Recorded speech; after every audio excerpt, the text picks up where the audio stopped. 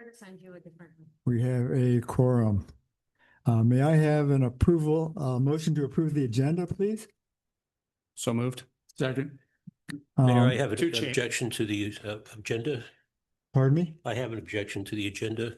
Okay. One of the items. Go ahead. We're looking forward to hearing from Mr. Siegel about his company, but there's nothing in the packet about who he is and his background. He should give that tonight. There was a job description, I believe, No, in the packet. no. There's nothing in the packet. Do you think there was nothing for public review? Wasn't there a job I description? may have missed it, but I didn't see it. Job description of the architect in the packet? No. No, just the, Okay. just the contract. But the contract had the description of the job. Well, It has the scope of the job, yeah. yeah, there was a contract and it had the scope of the job. It's not in the packet.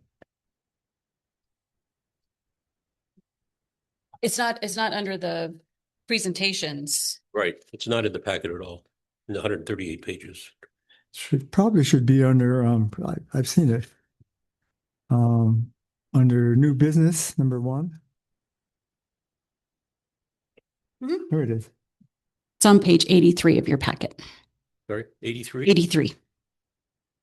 Thank you. Sorry, I raised the issue. Okay, I'd like to change the agenda a little bit. Mr. Siegel is going to give a brief introduction under presentations, and I'd like to move new business item number 1, consideration action approval of him to right below his presentation, just so he doesn't have to sit through a lot of the meeting. Can I make the same suggestion for Ms. Sweeney as well, that we move her up in the agenda so she doesn't have to be the very last action item? So she could be the first in new business. I don't think we have to move her as far up as we're moving him adjacent to his, but I would like to move her to item 1 of new business just so she can also get out of here in a timely manner. Okay. And then I have one more agenda question. It looks like we're reviewing the approval of minutes for June 23rd twice, both in old business. Actually, I'm lying. That's July 23rd. I'm sorry. So, yeah, never mind. Disregard. Yep. Yep. Disregard.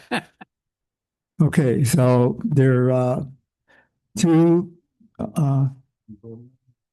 yeah, we voted to approve the agenda. We have a motion and a second, and this is just discussion, and I asked if the new business number 1 could be put right after Mr. Siegel's introduction, and Zach asked if Jill Sweeney could be number 1 in new business.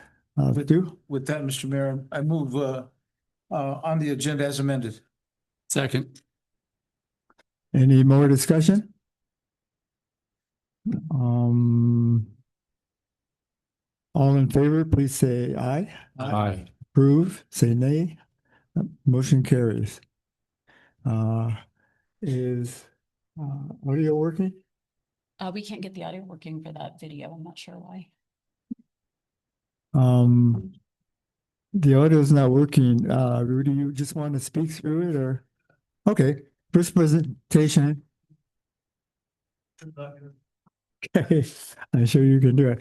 Rudy Miera is going to, well, talk us through a trailer video for the Carencia film. Rudy, you want to take the podium, please? Thank you very much. Honorable Mayor, Melanie, respected council members, vecinos preciosos. You are all invited to the first public screenings of a 30-minute documentary about Coraleños made by Coraleños. Okay, so essentially what you're seeing right here is just a 3-minute silent trailer, and that's all right. If you want to hear what they're saying and what they're singing about and all that, you need to show up a week from tonight. This will be next Tuesday, twice, once at 1 o'clock in the afternoon at the Senior Center, and again at 6:30 p.m. for those who work and aren't able to make it then. And let me just explain First of all, this is a glimpse at one of the gatherings that were organized and sponsored by Raíces de Corrales, which is a community organization designed to pretty much pass on the culture and to honor it and to allow for people to meet each other in different avenues that, are very conducive to having small conversations, public storytelling, and so on. This took place on June 6, 2025, which means it wasn't this June that just passed, but it was June a year ago, okay? Some things take longer, okay? But anyway, as you can tell by the food right there, the gathering consisted of a Descendants family potluck. You saw Teresa there. You said at this point, maybe you can go ahead and lip sync it. No. So there was food, there was music, but most central to the event were the stories. People were telling stories that Coraleños have been telling each other for, well, hundreds of years, I suppose, because some of them have come down. The other thing is they're talking about everything from the flood and how Coraleños helped each other out. Back then in the village, nobody distinguished between you're from the north, you're from the south, you're from the west. People just helped each other out, brought their tractors and their tractors and dug each other out. Tony Tafoya is talking about how the need for more water being distributed by the Middle Rio Grande Association and so on. And like I say, this documentary film reveals what early life was like many years ago. So the people share stories about family, farming, learning to swim in the acequia, stories to make you laugh and stories that touch your heart. And so, again, the focus is to not only attend these gatherings, but to pass them on. Raíces is currently conducting classes in Corrales K through 8. That is one way in which we are transmitting the cultura. This will probably, I hope, be shown soon. But it also is an interaction thing where we hope that we don't ever have a gap in farming or the horse community and traditions or all of the things that we do from tortilla making to making retablos. So this specific event was conducted to promote the feeling of querencia. That's at the heart of it. The love of our village, the love of each other. We can't love each other without loving the village, right? To empower village descendants by helping us to deal with challenges while maintaining a strong voice and a visible presence in our growing and diverse community. This film is for all Coraleños with an interest in learning more about the community in which we reside and those who wish to become involved in maintaining and supporting the rural character of the village of Corrales. And let me just also, in conclusion, add that this was filmed by Mary Lance and Dr. Ben Dates, who are our top filmmakers, well, Bob Belanoff too, okay? But they are professionals, and Raíces was blessed and honored to have their professional services in filming it. And so for those of you who want to get a sneak preview of their work, Ben and Mary collaborated on a film called Library Stories that has footage of small town libraries all the way from Abiquiu to Jemez Pueblo. That DVD is available for checkout here at our library, okay? Mary has done numerous films, one on Diego Rivera, the muralist, on Agnes Martin, a artist that's internationally known, which brings up the fact that their work is nationally and internationally known. Their work has been shown on PBS, has been nominated for Emmy Awards, has been shown on the national PBS. And so if you want to see the film that Dr. Dates did on The Sun Never Sets, he's talking about the Rio Grande Sun, which is a small town newspaper in Española that is still surviving. Again, like I say, you have from now till Tuesday, go check those out if you want to get a sneak preview. But we certainly hope that we will see you all. There's no council meeting next Tuesday, so you can all be there. It is, the price is right. It's free. It's just a half hour, and you may see some people that you know and love, or maybe even yourselves in it. So with that, I just want to extend that invitation to each and every one of you. Question? Yes. Yeah, so have you thought about putting it up on YouTube? Is there any chance that we could put it on the YouTube channel for the village? we're certainly open to doing that, but it was most important that Coraleños view it first, okay? Understand. Yes, you're right. Social media is such a big thing, so Yeah, put it out there. right. No, excellent suggestion. We'll follow up on that. Any other questions or anything? Okay, thank you for your time. Thank you very much, Rudy. No.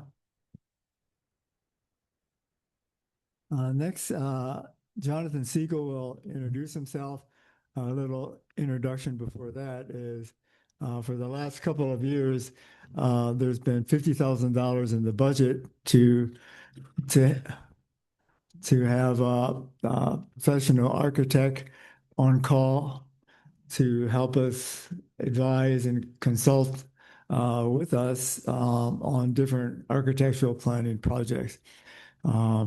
And the $50,000 wasn't used last year, but I really thought it was important, and I think others did too, to have one. I personally did not want to make some big decisions, and by myself or with Melanie, and so we thought to have an architect on board would really be the sensible thing to do.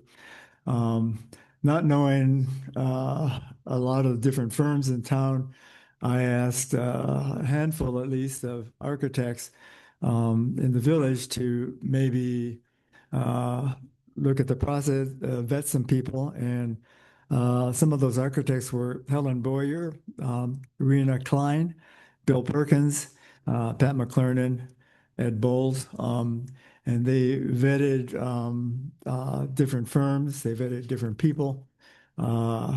They talked to 4 architects, and they chose 2, and I chose consulting with them. So it's Jonathan Siegel. So Jonathan, you want to come up and just introduce yourself, please?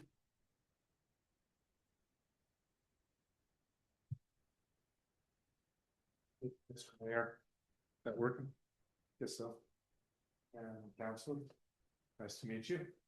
I have a few remarks written down to share with you. And at the end, I would hope that I would be able to field any questions that you may have as well. And with that, I'll just start out maybe with the obvious.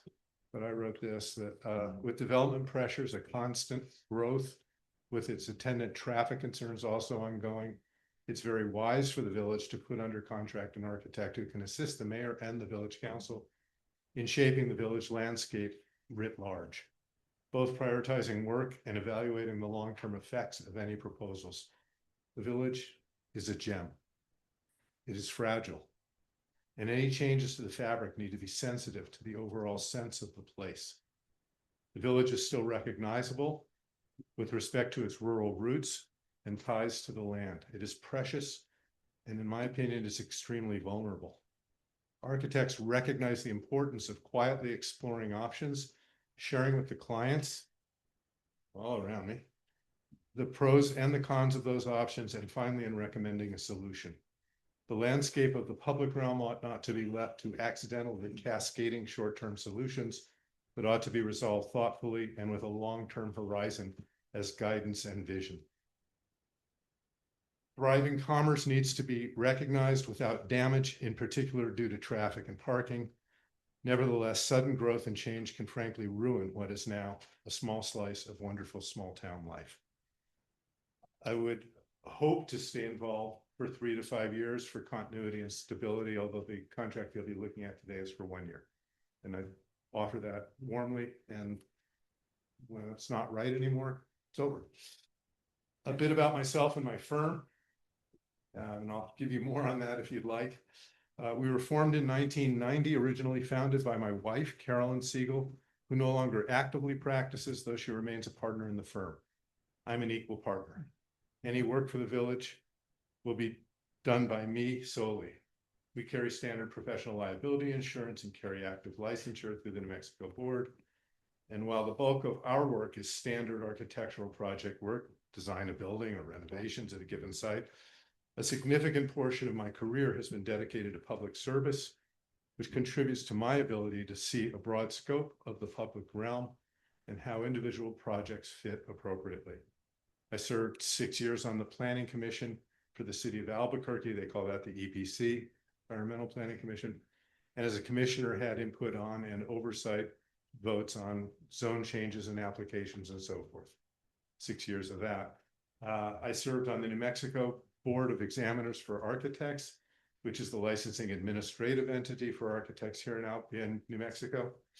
I later served on the city of Albuquerque's Police Oversight Commission during the most tumultuous times when there were all those police shootings and general public concern. That position required thoughtful contributions and clear, unbiased thinking in service of the public good. I look for positive outcomes, and I'm accustomed to receiving public input and even criticism. That's fine. I also sit on a newly formed Urban Issues Advisory Committee at the MRGCD.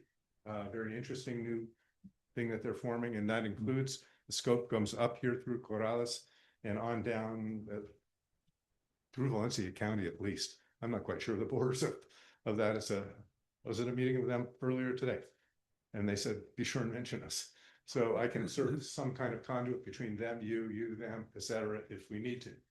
I'm also a mediator, and in that role, I broadly facilitate differing points of view and work to find common solutions which are acceptable to the parties. Not everybody is happy all the time, and I can accept that as well.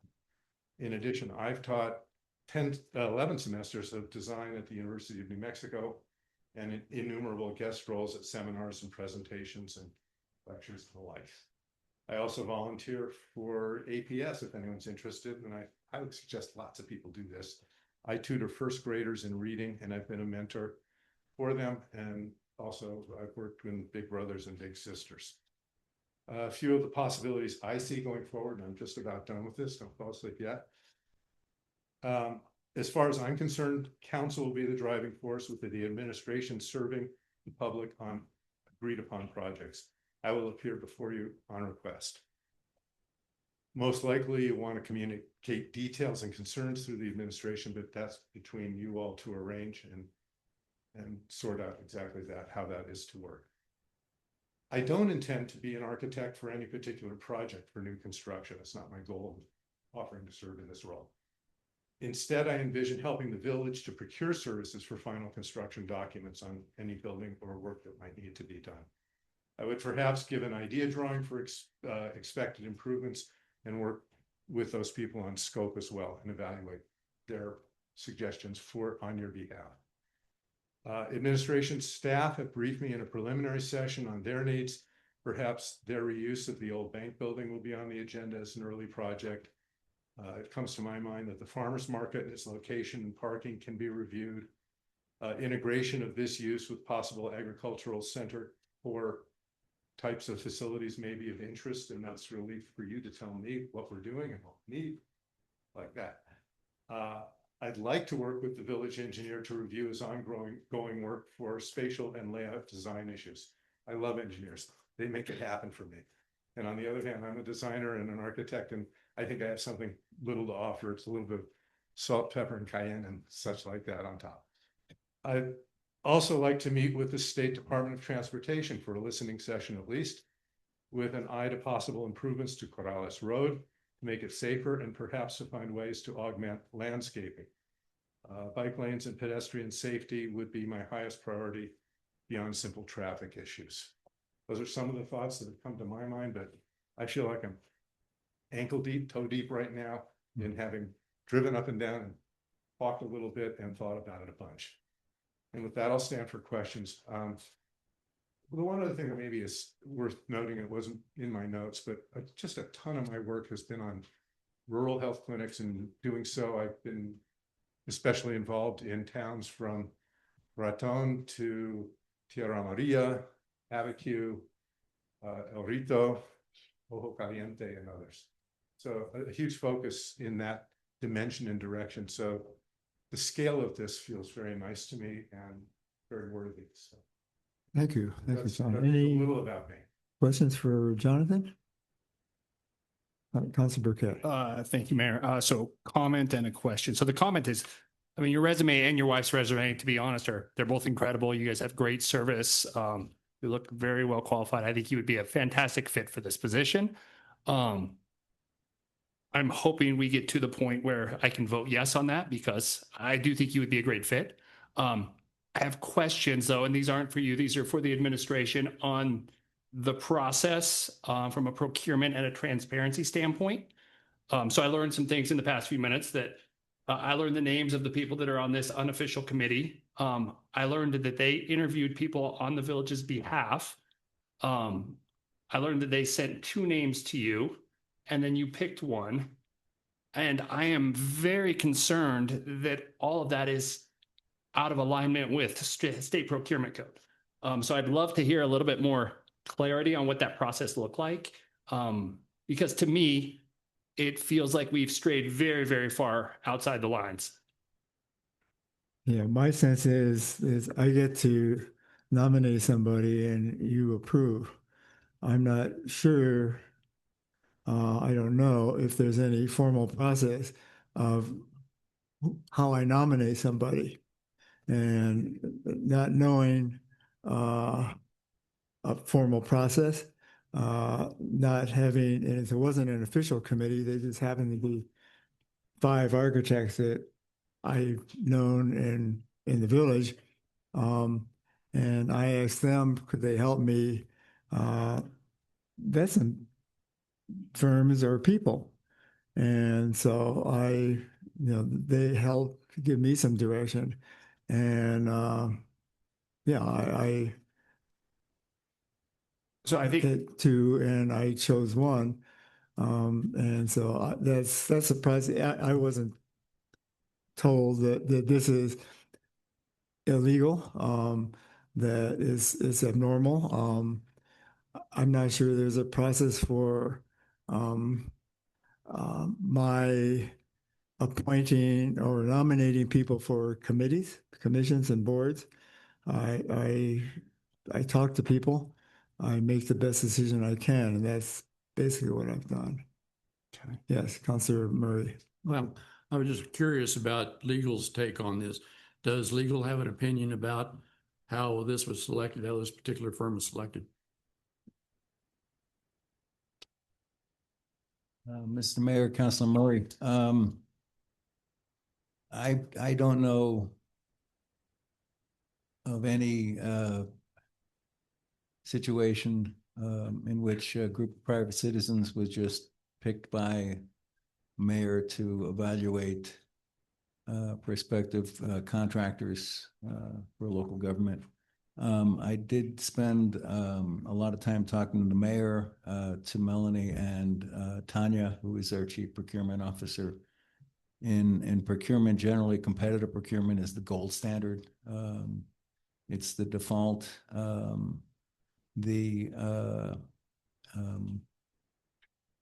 The village's rules provide that for a small purchase that is less than 60,000, the central purchasing office, which is Tanya, is encouraged but not required to solicit expressions of interest from 3 or more potential offerors. Again, I can't really opine as to how this group of people who forwarded Mr. Siegel's suggestion was formed. I'm not really comfortable with a group of private citizens doing that. That's not somehow formed by the village, but the state procurement code, which will overrule anything less stringent by the village, basically says that generally that you've got to get do a competitive sealed procurement on qualifications based for local public works projects. And this, I think, answers your question that you asked earlier, Councilor Bouquet, where the $49,999 figure came from. The original $50,000, I think, was chosen by Tanya, and if she's on with us, please feel free to jump in if I'm quoting. Actually, that was chosen by council. That 50,000 was chosen by council during the budgeting process. was on a blank slate.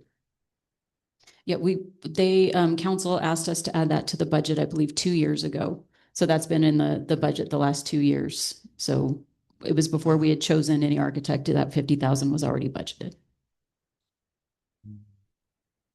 Village clerk, has something to say? Yes, Mandy? Tanya? Mayor, Council, Administrator Romero, correct. The 50,000, we're limited and that's with tax. That's all the budget we have for the architect. Okay, thank you.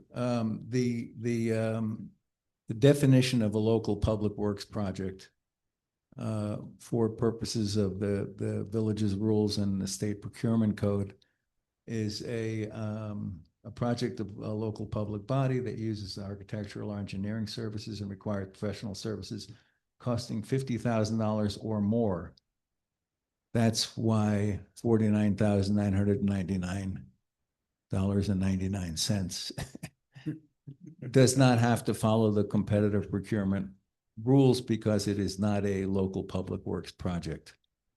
That's where that number comes from. Okay, so the amount that we budgeted would have made this legally problematic, but ethically, I think we still have a concern. And I think, I mean, to be honest, if we did competitive bid, my hunch is you would win because you've got an incredible resume, but I'm super nervous about independent citizens. I think I share the lawyer's concern, doing interviews on behalf of the village in no official capacity, and then providing guidance to the mayor when he has a staff of employees and elected officials. And I would even be, I mean, if you guys were at a barbecue and offered unsolicited advice, I think that would be cleaner than reaching out to a group, unofficial citizens, and asking and soliciting advice, and then asking them to do some of the jobs of the village as far as the interview process. I didn't ask that they talk to these people on behalf of the village. I just asked them to give me some guidance as to who would be good for the village. I didn't task them to representing the village, would you do this? I just asked them as architects I knew, do they have any idea? Could they give me some guidance as to who would best fit the position? So they weren't acting on behalf of the village. I never told them that they're acting on behalf of the village. I asked their personal opinions.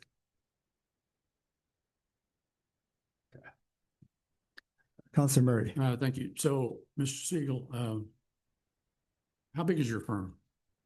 Looking at all of us. So They I can't take noticed out in the the, trash when I'm well, up there. and we'll come up, this is coming with contract, but I noticed there were 3 figures mentioned. Yours, I think your principal cost per hour, architect cost per hour, and then drafting cost per hour.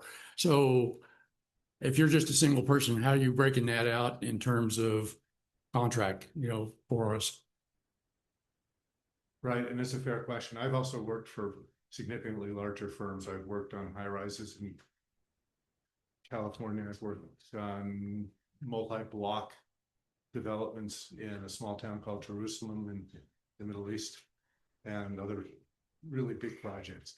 And so there are different levels. And so when I'm doing the smallest least thing that would be any old drafter could do it, that's the rate I have. And didn't bring it today, but I could show you 30-something years of timesheets that I keep that always have these different differentiations, and I just do it for myself, and it's auditable. I was audited once by a state agency who thought it was very odd that I was working at that time for the Shama Schools, had been doing so for 10 years on an open-end contract. And when they found out what I had charged versus what they thought should have been charged for that project, I came in at about 5/8 of what they thought it should be. So I'm gauging that myself. So I'll drive over here. It's not my time at all. I have to be on the road, and it's on the road just to visit this village. That's drafting time. But there's very little benefit to either of us. I'm thinking about things. So what would be principal time then? Appearing before this council, and probably precious little other. Okay, so if So you were, most of the time that I'm doing my hard work and thinking, so if you were meeting with for a work study to our discussion about a project, then it would be architect time? Absolutely true. Okay, and then so any drafting that has to be done, then that's that hour rate. And I used to ship it out and I don't anymore. And I'll make you a side bet. It's not too untoward for me to say those words. I probably won't use very much of this allotment. You'll see at the end of the year that I will not have drawn it down to the last penny. All right, so let me ask you this again. If we were to start a project, would you give us a cost analysis of what times you would be spending for either principal, architect, and drafting? Or One can you estimate that, or is I that? generally don't, to be Okay. candid. I'll plunge in and I'll stop when I think it's smart to stop and not go any further, bring it to somebody's attention and bring it back to you. I don't like wasting public money. I don't like wasting time. I don't like doing things that aren't needed. I just want to sort of ring that bell and ring it right. Okay. And that's the best way. The school projects that I just mentioned with the Chama Valley schools were all done that same way without a single pre-estimate of how much time would be. And then there I was giving an example of how I came in at about 5/8 of what this state, I can't remember the CES it's called. They came and checked me out. I said, fine, have a look at my timesheets, add them up. Oh, you didn't even bill for all the hours that were on your timesheet? No, that's right. That's what I don't usually do. So are you a member of the CES? I mean, are you under the CES? I worked with them until I could, really, I didn't enjoy the interaction between them, and so I'm not at the present. I don't know whether I am or not, actually. I've worked with them in the past, and I don't mind you procuring through them. We may wind up recommending that. And one of you mentioned, and it sort of ties into this conversation. You know, if you want to put it out to public offering and put ads in the newspaper and all that, I would suspect that the firms you wind up with will be firms of 30, 40, 70, 120 people. You'll have a project manager who knows very little about you, who will hand off to some other architect, who will then hand off to a drafter, and the mess you get, the lack of direct accountability and deeper, slower insight, I think you'd be at a loss, but I think they might well win such a competition, so to speak, on paper. How big a project have you done lately? Well, we did the UNM hospital, we did all these fancy things. No, we don't do that. I am much more suited to exactly this, and I find it interesting and exciting.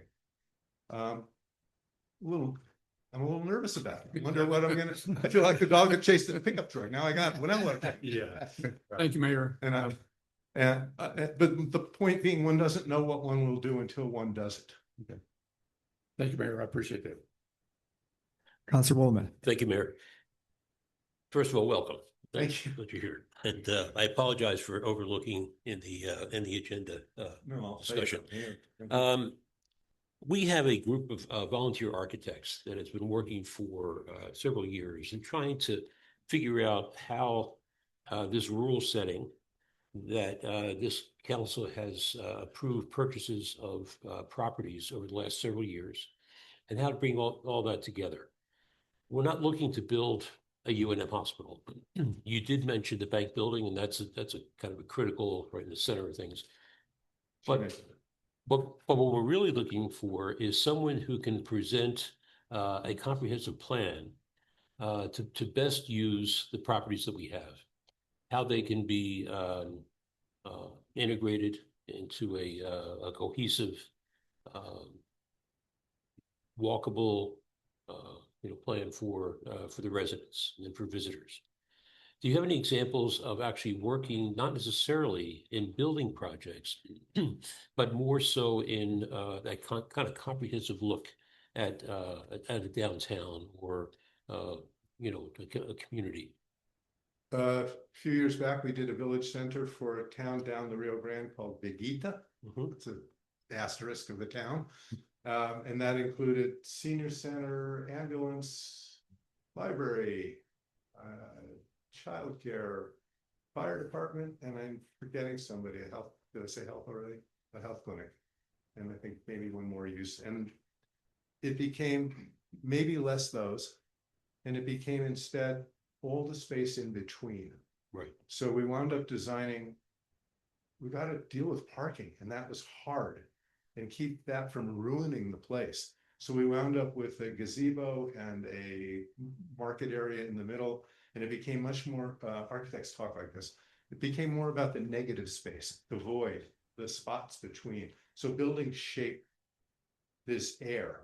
And I think that's the conversation that I want to be able to have with you. Yep. And I'm not going to talk down to you. This is the way we do need to talk, and the way one wants to think.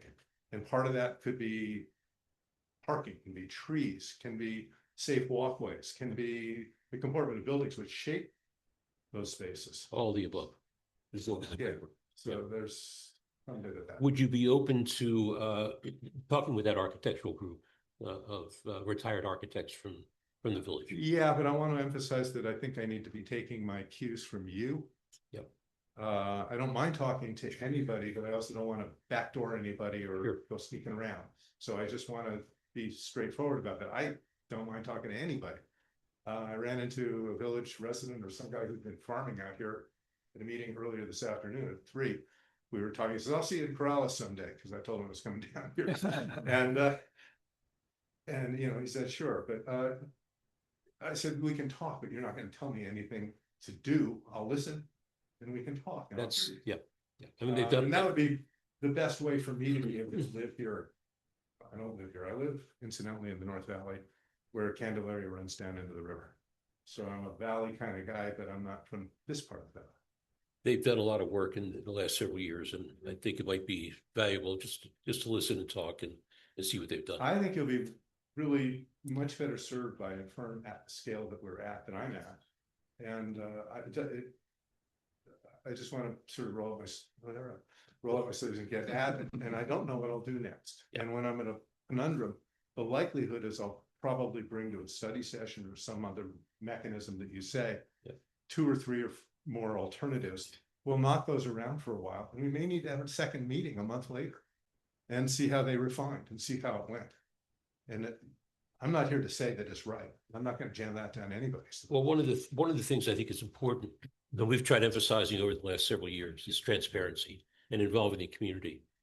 There are communities, Santa Fe, elsewhere, who do charrettes, that they bring in people from the community and get their opinion and really explore all options. Would you be open to something like that? I can, and we have in the past. Okay. I am concerned at times that it's got the look and pretends to have the feel of getting people's opinions, and you get some of that. And then the professional goes off and does what the heck they want anyway. And I find that awkward, to put it at the least. And I've seen it in many city and county and other forums, and I go to them quite regularly. I'm involved, very involved in neighborhood stuff around my own area. I would happily do that. I'll also happily give presentations to the public. I'm not worried about that, and nor am I worried about criticism. I pay attention to it, and it helps form me. If we want to do a charrette, we can do a charrette. We've done a bunch of them, but I'm increasingly a little skeptical of them. But we can talk about that, and we can do it if you like. Okay, good. Thank you, Mayor. Thank you. Could we just move to the consideration, action, and approval of him? Can I ask That motion, one more yes, question? Councilor Burkett. Just for legal counsel. So just to restate, I want to vote yes for you. I think you are the best fit. I just want to make sure that we are not going to be doing anything that we shouldn't change this process. And the biggest thing that concerns me now is this fact that we dropped a $50,000 budget by $1 to avoid legal ramifications. It's like waving a flag in the air that we know that we're breaking the rules, but look a different direction, because we won't be breaking the rules if we drop this $1. And I want to make this clean. I want you to be the guy. I love, and I just want to make sure that Ken doesn't say, hey, this is a bad idea. And if he says this is a good idea, you guys are free to vote on it. I'm a yes, because I think you're a great fit for this job, but not at the cost of transparency and ethical stuff. And so that's my question. May I interject? Sure. Sure. Well, thank you for your support. Yeah. If it makes you and the council more comfortable, drop that thing to 40,000, 45,000. Try me out for a year. Your buy-in And support is totally important. The public support is what's needed. And I'll get by on the money. I'm not doing it for the money. I'm doing it because it's a fascinating possibility. And the money's not the concern, and it's the process that was the concern, and that just signing the contract based off of a problematic process is my concern. And so, I mean, if legal counsel says he has no concern, then my concern goes away. Yeah, if I wasn't clear before, and I very well not have been.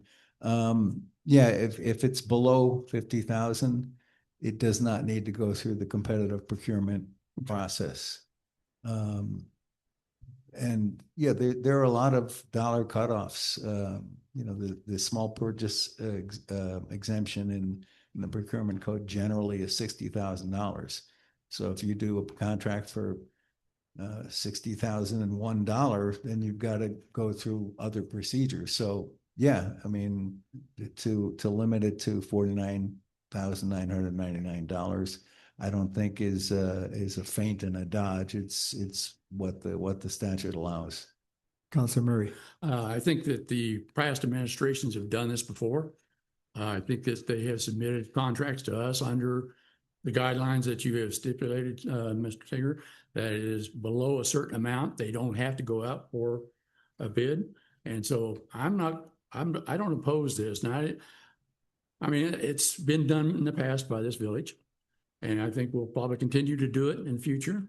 And like you say, as long as we're under these limits, then there's no bid. And we've seen this with CES as well. So I'd say let's go for it. And I would move to approve the contract. There a second? Second, Any discussion? just Yes. Mr. Mayor, just to be really, a lot of people were speaking to him, and I just want to speak about him. I just happened to have the opportunity to work with this gentleman for many, many years, and whether it was up in Chama or whether it was down in the valley. Been working with him for many, many years in different projects, whether it was the North Valley Neighborhood Association and all the way on down the line. But I think we're going to get what we're looking for. But the most important thing is, like I said, I've been able to work with him. I think we're all going to be able to know we work with him, and that's going to be a very important part. Thank you. Good. Is this a roll call vote or it shouldn't be? No. Councilor Murray. Well, I was going to support Councilor Meier's comments that now we've got a chance to pull all this property together and under a comprehensive plan with a qualified architect that will allow us to then make this village what we want it to be. And that's why I think we need this architect in this contract. But anyway, thank you. Any more discussion? All in favor, please say aye. Aye. Opposed, Hi, nay? I'm on the at the meeting now, and I heard the gentleman speak the whole time, so I'm saying aye as well. Thank you.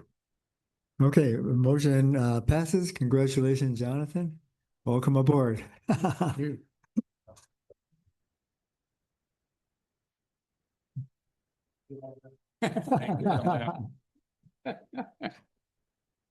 next item is the administrator's report. Melanie. Yeah, thank you, Mayor. Were we not going to hurt? We put somebody ahead of second to him? No, we moved Jill Sweeney to number 1 in new New business. business. Oh, just the new business? Yeah. Okay. Yeah, no, thanks for clarifying. That's fine, thank you. So thank you, Mayor, councilors. I just have a couple of things I want to add to my written report.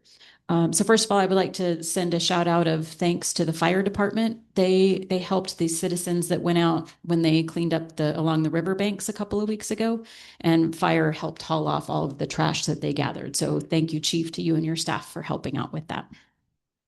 Also, I didn't get any questions from any council members, so I don't know how closely you read the police report this month, but there was an item on there that was labeled explosion. That should have been extra patrol. Apparently the officer was looking at the screen and just clicked the wrong button. So we did not have an explosion in the village last month. Just for everyone's knowledge, you're all safe. And thank you, Chief, to you and your staff for all that you guys do. I saw one of your officers out on Corrales Road coming in And of course, I was behind somebody doing 25. And I was like, oh, come on, why can't you be speeding? And then I saw your officer and I was like, oh, thank you for going under the speed limit so I don't get in trouble. Also, if you have not been out to the rec center lately, I invite you all to go out and head back towards the Liam Knight Pond. There was a tree that had died. It was an old cherry tree. And Lynn arranged with a sculptor. I think he had come and talked to the council about it a couple of months ago. I believe his name was Mark Chavez. And he has done an amazing sculpture of fish and the remainder of that tree stump. So it is all complete, and I invite you out to take a look at this beautiful work that he's done. So also, I did follow up on a request from council it wasn't the last meeting, but the last regular meeting that we had when we discussed lights along Corrales Road, street lights, and particularly around the crosswalks. So I did reach out to P&M, and the answer I got is, well, you would need to extend your contract for your lights with P&M. And I said, we don't have any lights in the village. And he said, well, then you would need a contract with P&M for lights in your village. But what he recommended, since we don't want them throughout the entire village, is that probably looking at solar lights would be the best way to go. So if that's something we want to do, that would be the route to take. We should be in closing on the conservation easement for the Trosello Indigenous Farm Hub easement in September. We don't have a definite date yet, but that one is moving forward and we're on track to close. So, and then we will have an option to purchase agreement for the number one property that you ranked at a previous meeting. And that should be ready for you to approve the first meeting in September. And then later tonight, we just need to have a little chat about how we're going to fund property number 2, because it does go over what we have. And I do not have the power to say, yes, we're going to spend an extra $500,000 of public money to complete this purchase. So that needs to be a discussion that we'll have a little later. And then if there aren't any questions, and then we'll bring Joe Strange up to talk about stuff in the Bosque. I have a question about your last point. I don't know whether Jill's going to be around for that or not, but one of the issues raised in the packet was, can we use a future bond to reimburse? And they cannot be done. No, I had reached out. Oh, wait, Okay. can we? Sorry, Jill, if you don't mind. I know we discussed this.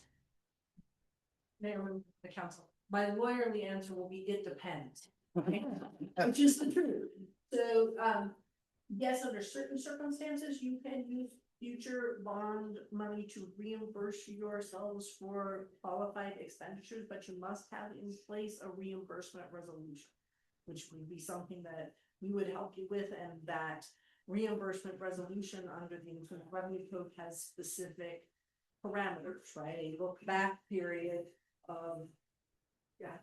You caught me off guard. Yeah, no, and if what I'm worried about is yeah. Right? You can't look back forever. You can't say 5 years ago, I spent this money, so I want to reimburse. You have to delineate in a resolution brought to council what you would want to reimburse yourself for and be within that time parameter. Yeah. And we can't sell our next bond until spring of 28. So I don't know if that's too far out. Things that we should look back in the look back period and the look forward periods. And so if that's something you're interested in, certainly something we could entertain, but you can't just decide to do that without taking proper action well in advance.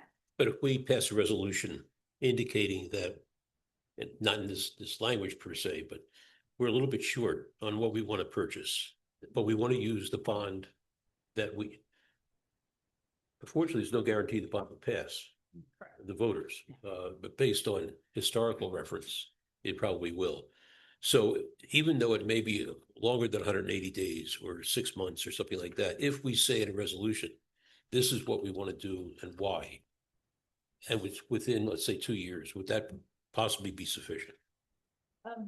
Jill, we could have a little. Sure. You could bring it down a little bit and then turn.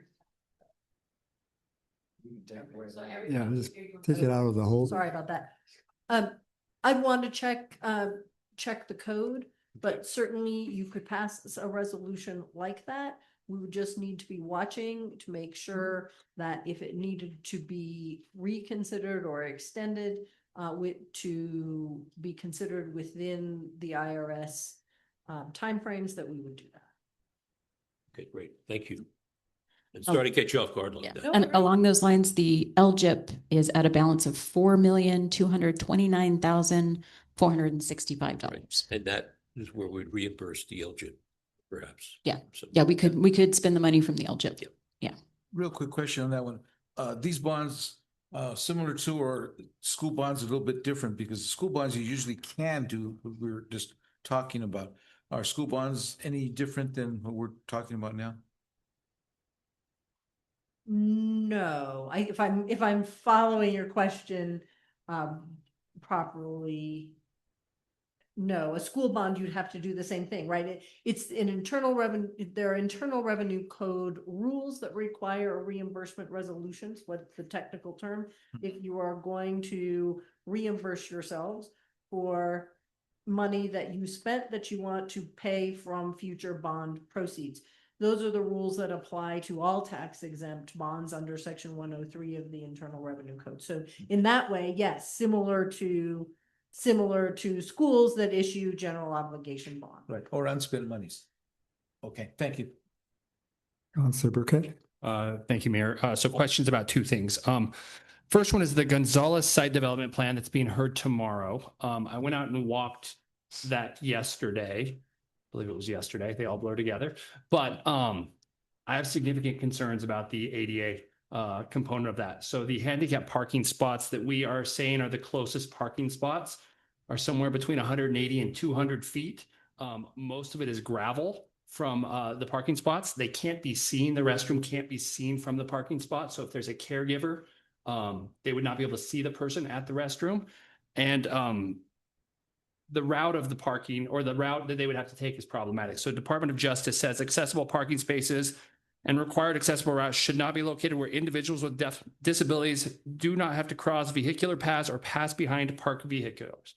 From the handicap parking spots we are intending to use to the restroom, they have to walk behind two parking spots. They have to walk across an active drive-through. They then have to turn at the curb and go about 50 feet on level dirt, then go up an incline, and then 100 feet of gravel trail that we're going to put there. That does not sound ADA compliant to me. And so I think my hope is tomorrow, and we have a lot of smart people on planning and zoning, that they will make some sort of recommendation that ADA parking spaces at the bare minimum are adjacent to this restroom, because it currently, I would be very uncomfortable calling that ADA compliant. And I think that they will probably see that same thing.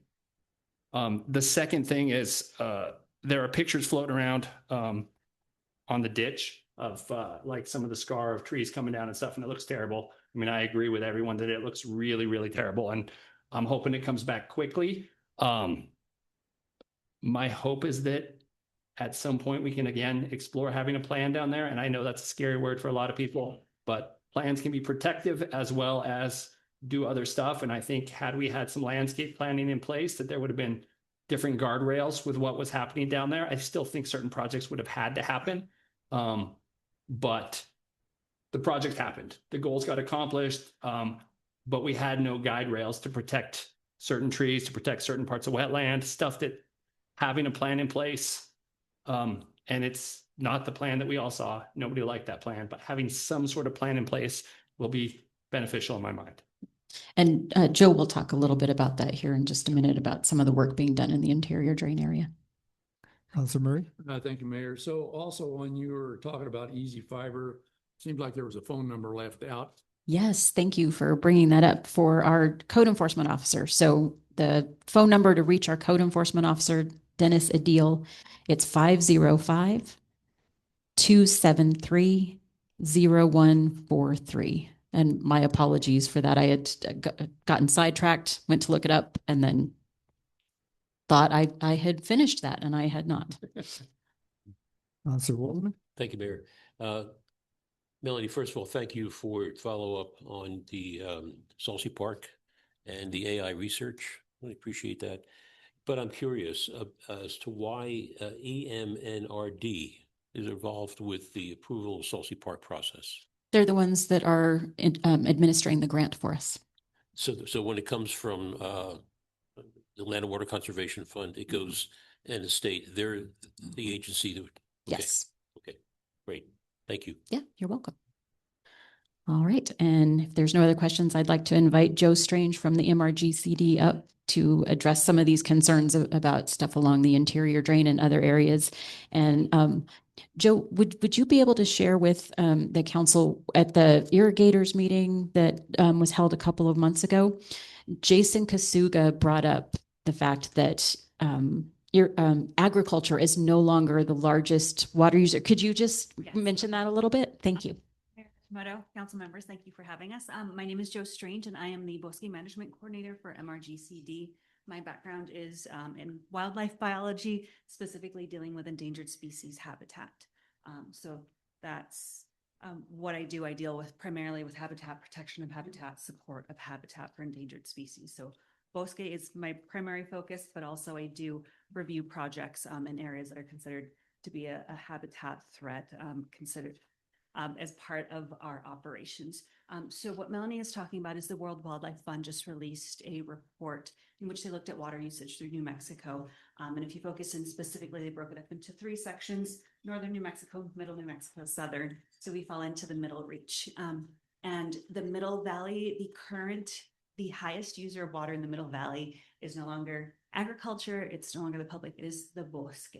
So, and that is being led by the large number of invasive species. So when we talk about the Middle Valley, we're talking about our district. So Marcochi Division, so Sandoval County, Bernalillo County, Valencia County, and Socorro County.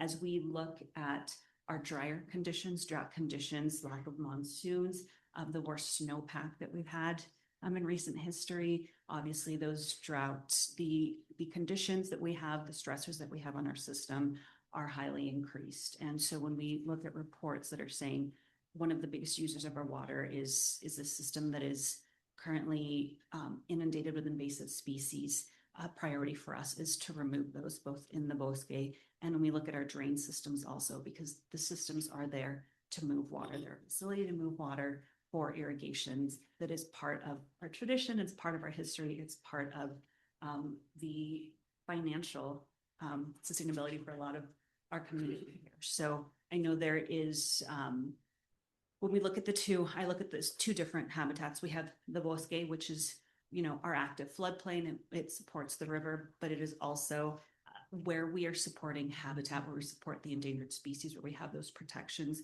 And when you look at our drains, our facilities, that's where we have to move water for our agriculture, for our farmers, for the other part of our community that's also important. So they are definitely managed differently because of the roles that they play in our agency.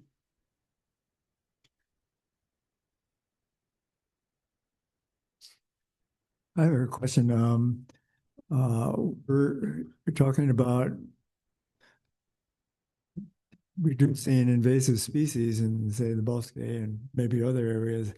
How would you prioritize? Bosque is pretty large, and would it be areas that are used by a lot of people, Romero Road or Cabazon area? Would it be areas that fringe the residential areas, like along the Sandoval Lateral? How would you prioritize what invasive species get removed?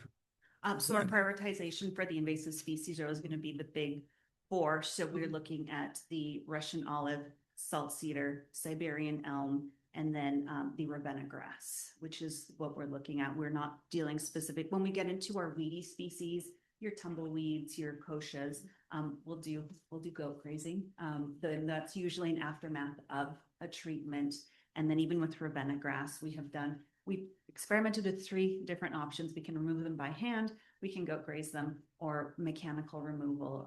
And mechanical removal tends to be the best bet because they produce so much seed that even when you remove the base itself, there's so much weed seed in your seed bank that what we call the babies, you just have a full grass field of Ravenna that starts coming up. So with each species, we have our preferred method of removal, be it with extraction, be it with herbicide application, or be it with grazing. So we look at an area.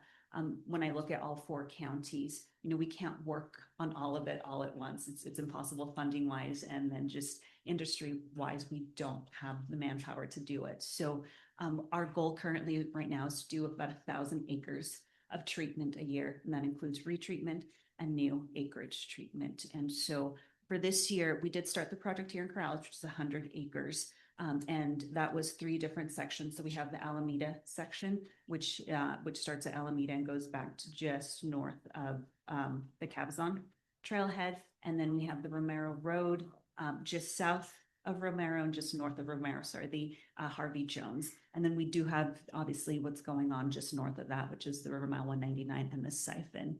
And so those 3 areas were, honestly, that was decided before I came in, but it was due to usage and density of invasives. The density is really high, and you're seeing a lot of, your species are changing, particularly around Romero, where you're seeing a lot of your prickly pear come in, a lot of your dry grasses. So you're seeing your upland species. Obviously, we will be doing actually this year a lot of checking what your water table is through areas to see how that's changing also. And that'll be part of the monitoring for the River Mile 199, and then monitoring for our treatments, pre-treatment and then post-treatment to see when we do revegetation, we always want to stabilize our floodplain. We don't want to leave bare ground. That is never the goal. And so we always look at what is the water table, what is the soil like. We always come in with grasses, the appropriate grasses, and then we look at any mid-story or canopy that may be appropriate for those areas. And then we also do look at the long-term trends for what we're expecting, what water-wise, temperature-wise,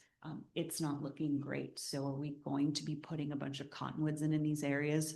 No, because the reality is we will dig these holes, we will disturb the ground, we will pull them in. 2 years later, we're going to be pulling them out again because it's just standing fuel at that point. So we really have to be thoughtful about what we're putting in. Can it thrive? Can it be sustainable? And what we're expecting to see over the next 10, 20, 30 years.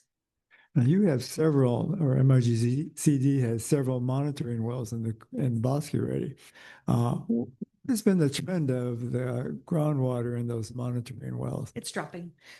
From It what is. to what? Like, I can actually send you, BEMP is monitoring those wells, and I can send those to you. okay. And so what we do with my projects is I go out with in the youth crew, we just have hand augers and we check specific spots and treatment areas, because the established BEMP wells are where they are, but that may not match up with the projects that we have. So we just do monitoring of specific sites along the project over time. Also, than Council Burkett. Yeah, so 1,000 acres sounds like a drop in the bucket compared to the distance that you have from the north down to the Socorro. Just under 30,000 acres. So is there funding coming from state legislature, and how much is that you're allocated? We currently got, when I came in, we had been allocated $5 million. I will finish that grant out this year. And then we have a $7 million grant coming in. And the reality is $7 million will last us about 2 years worth of treatment. And so again, we'll be presenting in the legislature this year, asking for more. The goal is to get recurring funding to make sure that we can continue the treatment and care of these areas. That hasn't been the history of it, where it's been such an issue, right? We're seeing the climate changing, we're seeing hotter temperatures, we're seeing less water, we're seeing the, explosion of invasive species and their densities. And as the river has been managed, where we say the Bosque is a created system, it is a result of the engineering of the river. It is not the state that the river was in. We are a floodplain. We would have been historically looking at floodplain grasses, low grasses, because the meandering and the flood pulses would be taking out all of this high canopy. You may have pockets here or there, but the density that you see is a result of engineering, not a result of the natural habitat of a river system. But it seems like one of the biggest problems, as far as I can see, is the Corps of Engineers or the Bureau of Reclamation. They're not taking care of the riverbed itself. It's becoming invasive, or it's been invaded by invasive species. I mean, there's more growth I see in the riverbed than I have in the last 20 years. And that's just because of the channeling of the water. And then you have these islands that are created, and then you have all this growth. And then that's sucking the water up out of the river as well. It is, but I mean, if you compare the vegetation on the island to the Bosque, it's a definitely smaller percentage. And ISC, the Interstate Stream Commission, New Mexico Interstate Stream Commission, does have a project coming online. I think we meet with them next week to look at what is called the Priority 1 treatment area, which is through Albuquerque, which is looking at islands and removing some of them, mowing some of them to increase conveyance and deal with some of the invasives on those. And as part of our biological crew, with working with Army Corps, a lot of the biologists in this field, not just our agency, multiple agencies, we do understand that some of them are suitable habitat for our endangered species, not all of them. So what we're working on is just doing the right monitoring, the right surveying, figuring out which ones are, because not all of them are. And the ones that aren't, if that's going to increase river conveyance and increase our ability to move water effectively, we understand those need to go. But there are certain ones that really are suitable habitat. We know our birds are using for breeding. We would like to protect that percentage, and NISC seems to be on board with that. So that's something we're working in hand. So we're looking at the water delivery and also the biology of those systems. Thank you, Mayor. Councilor Burkett. Thank you, Mayor. So I have a BEMP related question. I have 3 kids who've been through Bosque, and there's at least one Bosque grandparent in the crowd right now. And I was told, albeit my source was a 13-year-old, but that this year was going to be the first year that they are going to have such low water levels that they're going to have to consider discontinuing the BEMP program because the water levels are below their measurement capabilities. Now, again, this is from a 13-year-old, so I'd love to hear if that's accurate. And if so, that will not be discontinued because of low water levels. Because the wells, and that's an issue. I actually was just talking to Rio Rancho about a month ago, and the wells they have, the Rio Rancho monitors in their Bosque are 17 feet deep and they are dry. Yeah. So we know that their water table is below 17 feet currently, and so it's below that. I'm not sure how low the BEMP wells are, but BEMP is not going anywhere. Right. So maybe I misspoke. They said that the wells were dry, and so that they're no longer able to monitor the water in the BEMP wells. But that's still something. Now we know Yeah. however deep our wells are. We know the water is below that. So we say even a negative measurement is still a meaningful measurement for us. A negative outcome is still an outcome that informs what's going on. So I'm sure that they will key. I'm sure it was some sort of misunderstanding, but no, BEMP is amazing partner to our community, to MRGCD, and their work will continue. I think, they have specifically quite a few sites here in Corrales that they monitor for us. Councilor Miura. Thank you, Mr. Mayor. Just want to ask you a question so my mind can catch up with my memory. When I was young, that was 60 years ago, they had the idea they're going to get rid of the salt cedar. They did a relatively good job the way I remember it. That along with, I was working with the councilor here, what do they call those ones that cross each other, big metal? Jetty jacks. The jetty jacks, there you go. But some still remain, and usually what remain inside those are the salt cedar. So when we're talking about eradicating those, we're still talking about taking out those jetty jacks, the question is that just as big a pain and takes as much? But the overall question is, since we were successful in doing that the way we did 60 years ago, and I can remember that happening, do we still have that capability to do that and a better job now with pulling these salt cedars? Because they didn't return. I remember Algodones was full of them, and now at the end of Loma Larga, there's just a couple of trees to remind us of the olden days, but most of them are gone. And so, Yes. Do you see that as a possibility? From my experience, it depends on the area. Say every acre is different. Every section of the river is different, particularly down south where we have very, very stands that you can't walk through. We have to crawl through them to get through them. We do full extraction, full mechanical extraction, and we have much, much less or a much lower resprout rate in mechanical extraction because the entire root is pulled up. You do have a little bit more disturbance, but honestly, I'm seeing the native grasses recover pretty well. Or if they don't, you come in and you graze. You use your goats one or two grazings, and then your natives start to return. So the biggest key to all of this is retreatment. Your initial treatment, and you keep on that land the next 3 to 4 years. Do you need grazing? Do you need seeding? Do you need retreatment? What type of retreatment and what kind of revegetation to stabilize the system? Your best way of dealing with invasive is removal, and then providing competition from your native species. So making sure you're putting those back into the landscape. And it's time intensive. It is staff intensive to make the decisions to do all of that monitoring, but it is what we are committed to at MRGCD. That is why my position was created. We just hired our new field tech, a full-time, another second full-time biologist to help with these decisions. And we work with Rocky Mountain Youth Corps, and we'll have a crew, a full-time summer crew doing work. We have a full-time survey crew. We're creating internships with them as well to bring staff who will hopefully move into more of these management roles with other agencies as well. We're trying to make sure that the younger generation is getting that exposure, getting that connection to the land so they can move into leadership positions in our agencies to help protect the land. And they understand that it's not a one and done. You can't pull it or cut it and walk away.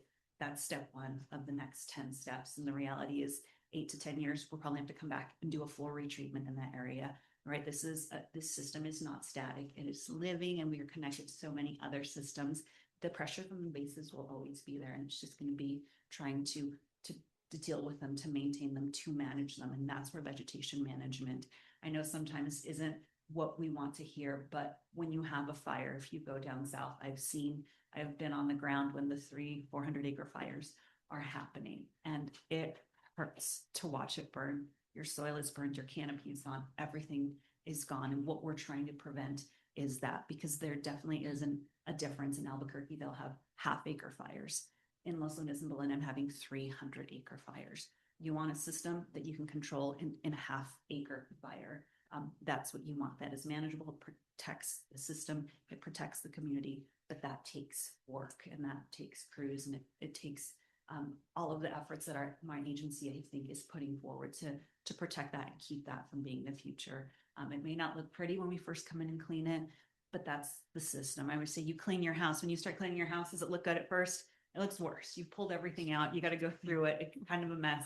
But at the end, you're like, okay, this is worth it.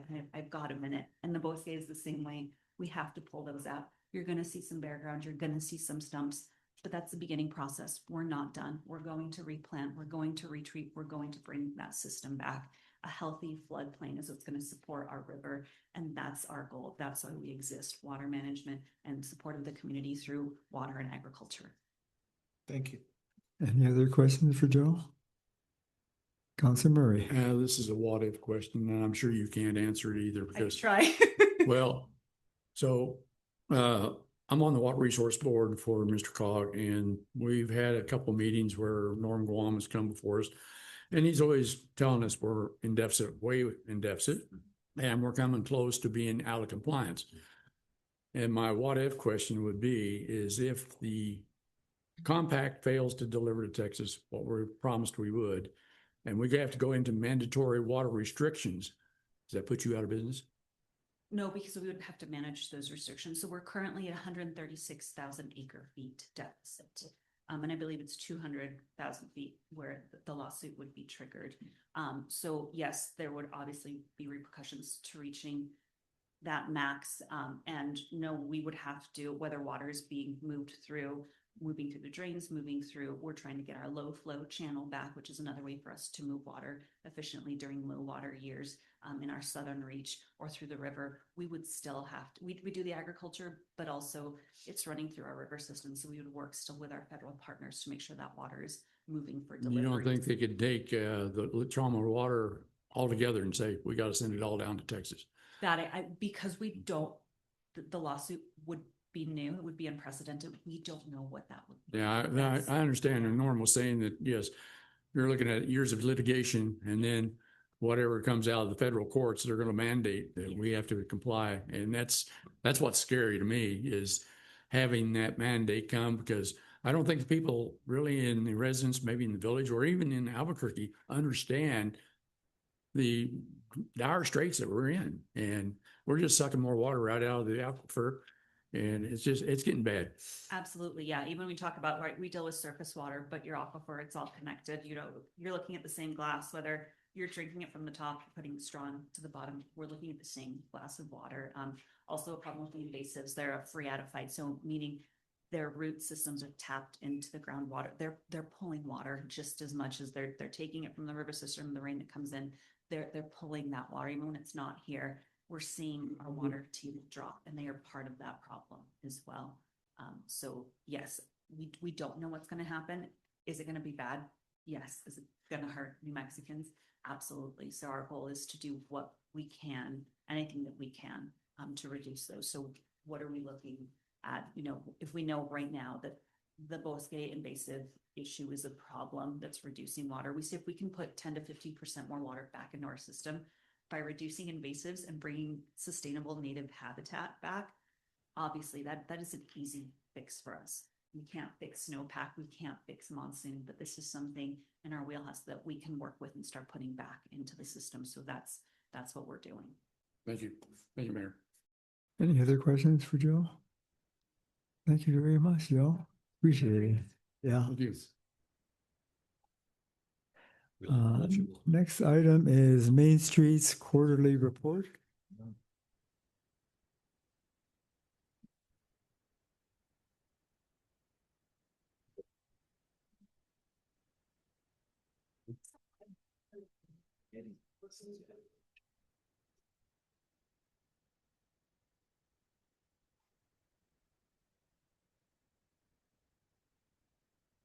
Mayor, Councilors, good evening.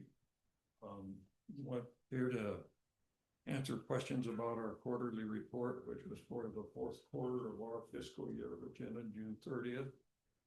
And before we maybe move to that part, if any questions you might have, I'd like to introduce to you Vanessa Miller, who is the new executive director at Corrales Main Street.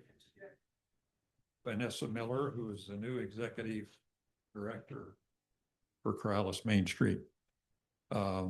Vanessa and her family live here in Corrales. Vanessa's worked at various businesses in or a business in Corrales, and she and her husband are also part owner of a business in Corrales. So we're excited to have her on board and think she meets a lot of the needs that we have for an executive director. So in addition to that, we've had some other transition in our organization as we came to the end of our fiscal year, and that was the election of officers for our new fiscal year, which matches that of the village. And Evan Long was elected president of the board. Linda Parker continues to serve as the treasurer. I'm the vice president and secretary currently for the board. So again, this is transition period for us, and excited about getting things, continuing to make things happen that we have been working on in the past. So I would touch on just a couple of the items in the report, and then, as I said, stand for some questions if you have them. During the fourth quarter, we held the garden tour. We had about 400 participants in the garden tour. And it was interesting to me as we calculated it, we had over 500 worth of volunteer hours to put on the garden tour. So that was, again, interesting to match the 4 and the 5 kind of together, if you will.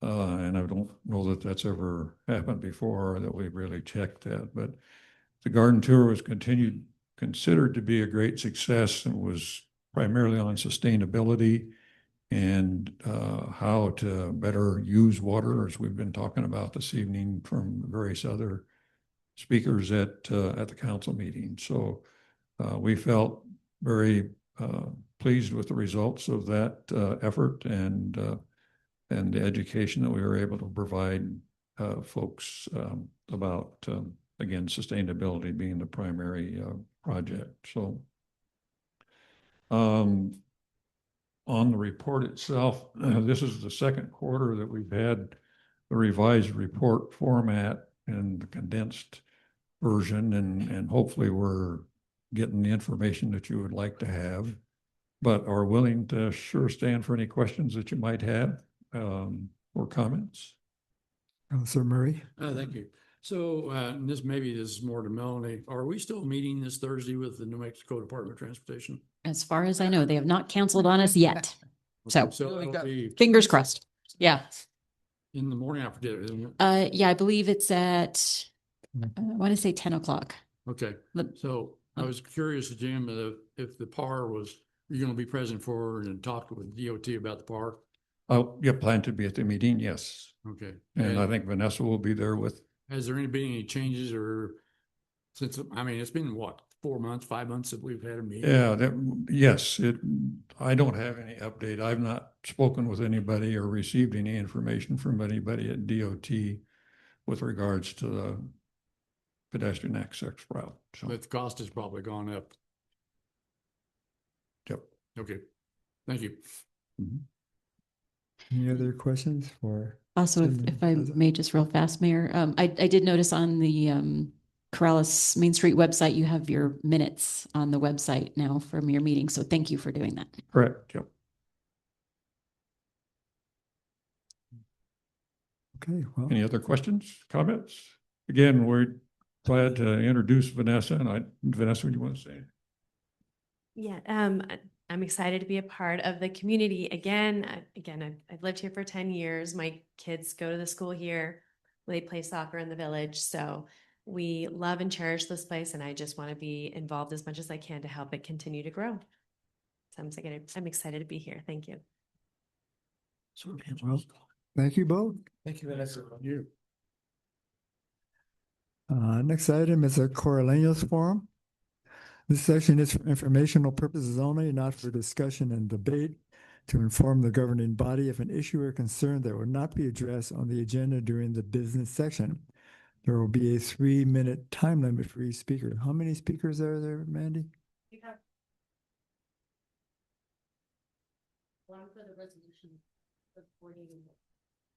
Okay, well, Corraleños Forum, first speaker up.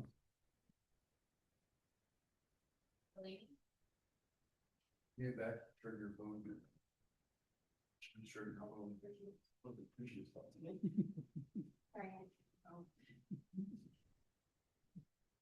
Hello, my name is Kimberly Delaney, and I live at 744 Old Church Road.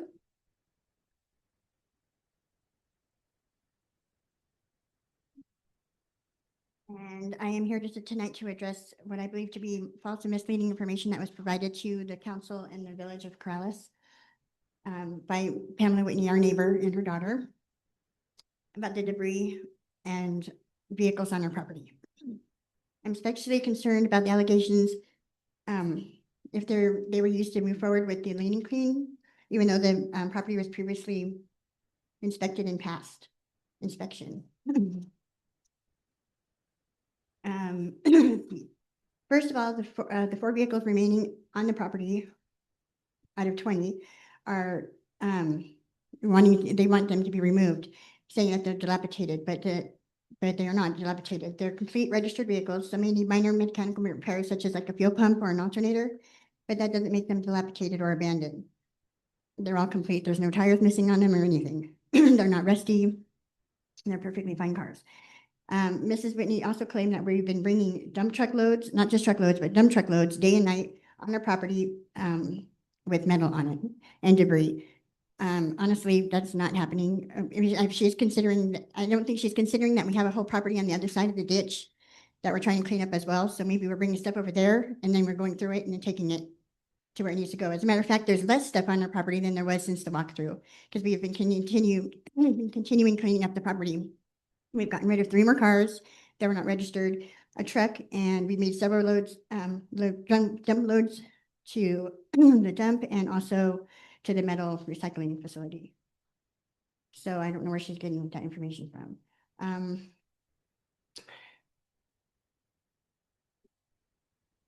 Okay, and also wanted to know if she has any evidence showing that any truckloads coming in and 60 tires that we still have on the property. It's absolutely not true. We had 10 tires left on the property and those also are off the property. And so we were passed already on this lane and clean. So I'm not sure why it's being brought back into effect. And also we weren't even told that was bringing into effect. And I guess you guys have been talking about this since May, the middle of May or something. And as far as we're concerned, we passed and we weren't having any problems until we started building a fence, and Mrs. Whitney came to the fence and told me that she didn't want us to build a fence because she liked looking in our yard. She liked the atmosphere, whatever, and the scenery. And I told her, well, Mr. Silva wants to build a fence for privacy. And so she's like, we guys are hiding something. I said, it's a coyote fence. How are we hiding something? You can see right through it. So right there is where this all started, where the false accusations started coming into effect. So I really believe that this is her way of not getting her own way because she didn't want us to build a fence. She wanted Mr. Silva to meet her at the fence and talk to her about this, but he's blind and deaf. He can't hear or see, so he didn't meet with her, not for any reason except for he couldn't meet with her because he couldn't see or hear. So I really feel like this is being an unfairness, and she's, I don't know, she's just falsely incriminating Mr. Silva and accusing him of things that are not true. Thank you. Next, Randy.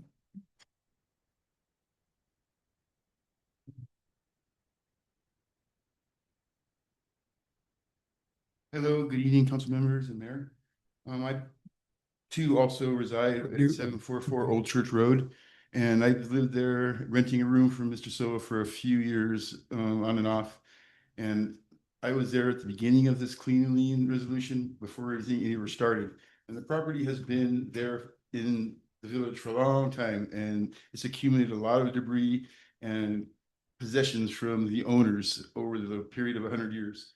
And when it was sold, the property that was sold and had to be cleaned up, most of the stuff on the property was moved to the adjacent property, which was owned by Mr. Silva, which was where his son was supposed to stay or something like that. So we had to move everything from there to the back area, which was the 744 Old Church Road. And I don't think you were aware that both properties were connected at that time. And then you figured out that both properties were connected. So he's been diligent in removing and taking care of all the things that needed to be done to meet your requirements. And the property is 100%, 110% better than it was when he first started. It was filled with a lot of trash, especially on the cross road. There was a lot of stuff there that had been accumulated, but it's all been taken care of except for a couple sheds on the cross road area, which were filled with his son's belongings, which doesn't much, but they were legal sheds and they should have been okay. I mean, there's nothing wrong with them. They're just right there. They're not pretty sheds, but it's something that I think he's been targeted for selective enforcement. And just because he's been on the main road, people see it. He's been forced to deal with things that he shouldn't have to do or have done already that's going to cost him a lot of money. And he's a good guy. He's this moment. His family's been in the village for 100 years. You know, his dad used to be the dormo for all the irrigation, and he's a deputy. His dad was a deputy sheriff a couple of years, and the Sandoval County public superintendent of schools for 8 years or something like that back in the day. So his family's been down here a long time, and he helped shape the village. And right now he's elderly, he's in poor health, and the allegations by his next door neighbor, which aren't true, have really contributed to his health dropping and making him a lot sicker than he should have been. And then plus the fact that he does have a son that has issues, and the village allowed him to live in that dilapidated house for almost 30 years before anything was even said anything about it. And I'm not sure if you were aware of that or not, but most of that trash back there was accumulated because of his actions, not necessarily Mr. Silva's, but the accumulation had occurred for many years. And I just want to say that I think it's been treated unfairly. Thanks very much. Thank you. Next. Lisa Block.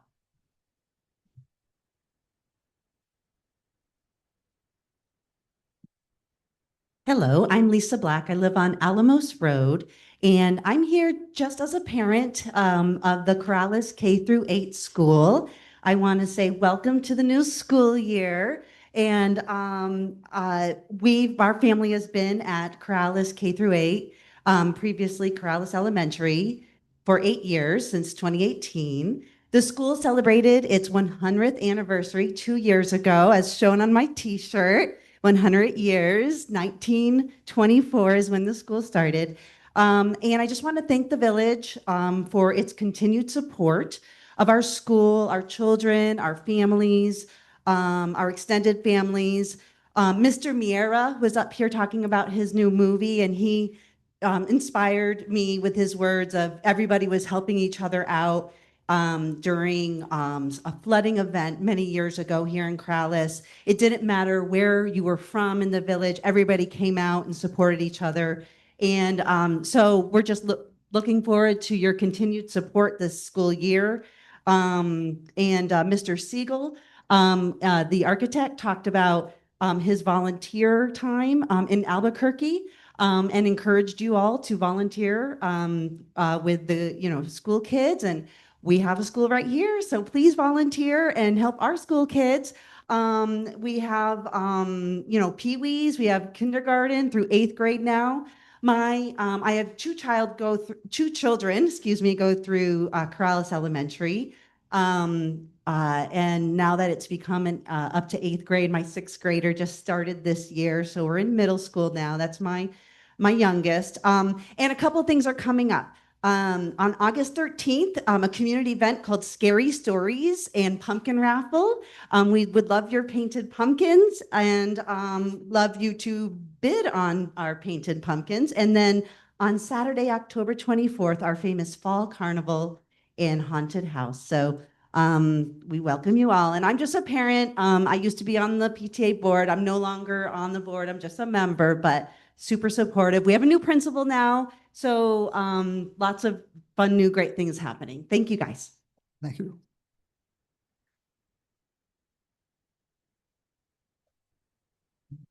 The fourth person who signed up, please. Oh, hi, Teresa.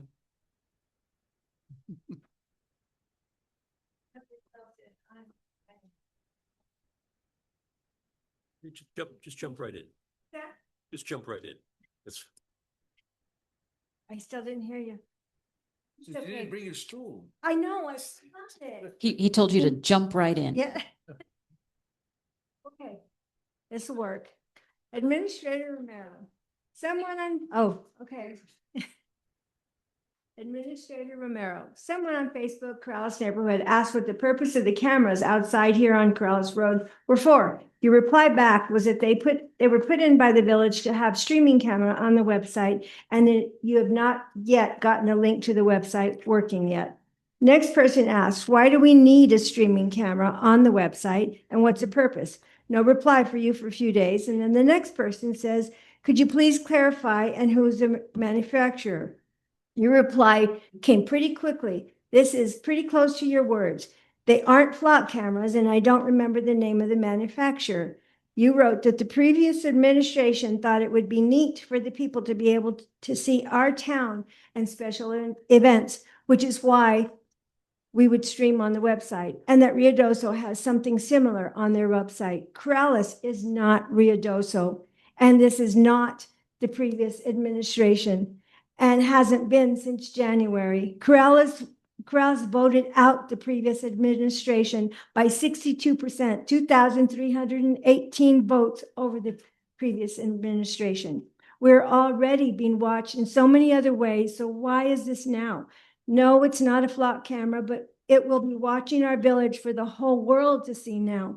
Most people that moved here because they wanted a rural feel and lifestyle. The previous administration and some others want Corrales to become a destination to attract tourism, like Ruidoso and places that use the streaming cameras. The 62% and probably more want Corrales to stay Corrales. That's what they voted for. Mr. Alsobrook and other councilors voted out the Corrales Main Street Art and Cultural District, but the Main Street website still says they're aligned with designated Corrales Art and Cultural District. All this is just to promote more tourism, just like these cameras. People have and will come here for events without the streaming. And now you want to show Corrales to the whole world. I'm proud of where I live, but enough is enough. That money is being used for tech support and such for the cameras is adding up to more village dollars being spent on something Corrales doesn't want or need, and most people don't want it. That money could be spent on dog and cat food or food for people that don't have much or whatever they may need. The Corraleños weren't even aware of these cameras that were being put up, nor were we even given a chance to voice our opinion about them. Our opinions and ideas should matter to all of you. Bottom line is, we Corraleños don't want to be watched or put out there for people to come and watch us. We want to live peacefully and quietly here in our special place for as long as we can, because most of us are not going to be moving on after a few years, as so many others do. Decisions like this are not helping Corrales to stay Corrales. Please take the cameras away. And words that were spoken a few months ago were, keep Corrales Corrales. So let's do it. Please take them down.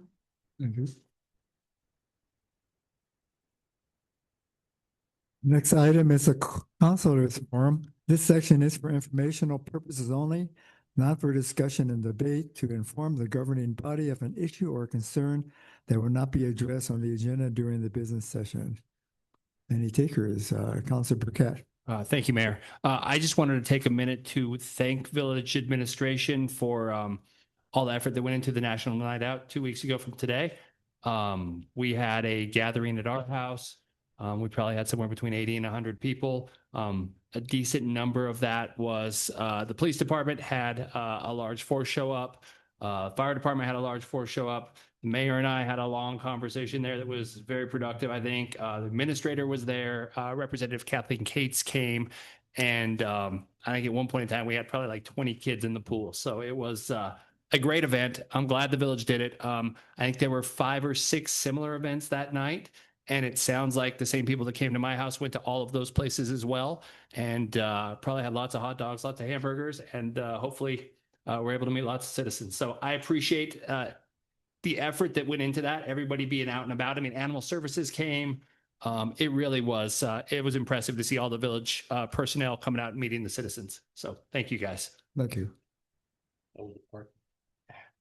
Councilor Murray? Thank you, Mayor. So I'm going to be the doom and gloom guy. So back on August 11th, and I mentioned this briefly with Joe Strange being present, the Water Resource Board Subcommittee met today to discuss our future goals for next year. Several items come up that as we as a village need to consider, and these are my opinion, just my opinion personally. Norm Guam was present, and his prediction is not when New Mexico fails to meet compact deliveries, it will be the litigation that will force New Mexico to comply. He says it will not be pretty. It will be a federal lawsuit that we'll have to meet compliance regardless, and it means serious restrictions. So I was thinking that some of the things that we could do, and it was Joe Strange mentions the first one, invasive growth species in the bosque. How do we mitigate and get rid of it? As a village, next budget cycle or through additional budget request, we need to put money into maintenance of our bosque.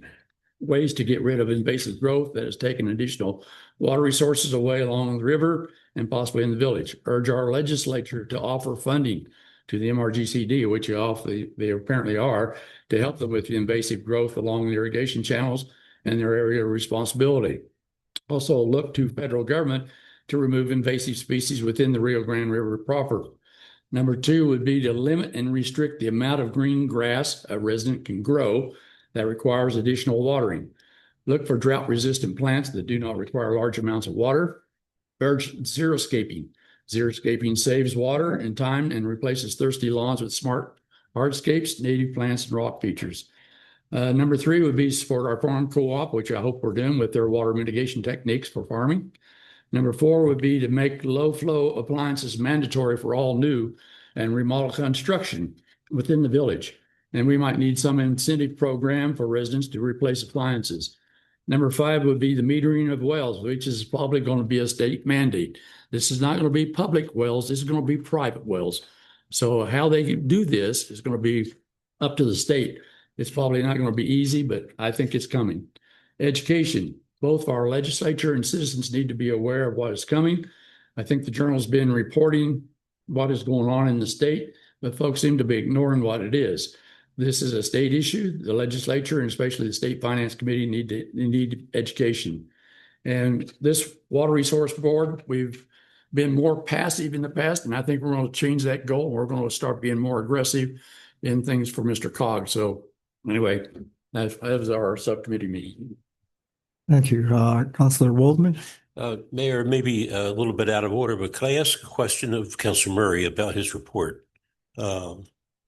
I'm wondering if there's been any discussion, you talked about xeriscaping and the use of water and grass, about swimming pools. I've gotten a couple of emails from residents wondering whether or not we should look at the restrictions on swimming pools. I mean, it's the mandates are gonna be there. I mean, if they meter the wells, they're gonna restrict the amount of water you're gonna pull from the aquifer. So if your pool pulls 90,000 gallons and you're limited to 100,000 gallons per year, you're gonna be in dire straits.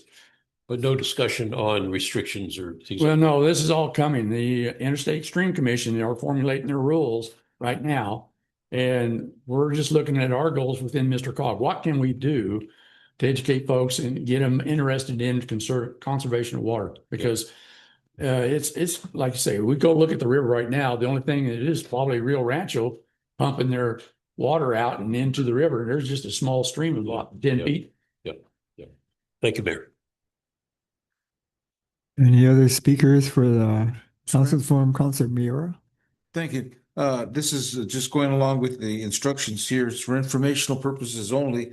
Just wanted to tell everybody, thank you. We have the youngins that are selling on the side of the road up there near Todos Santos.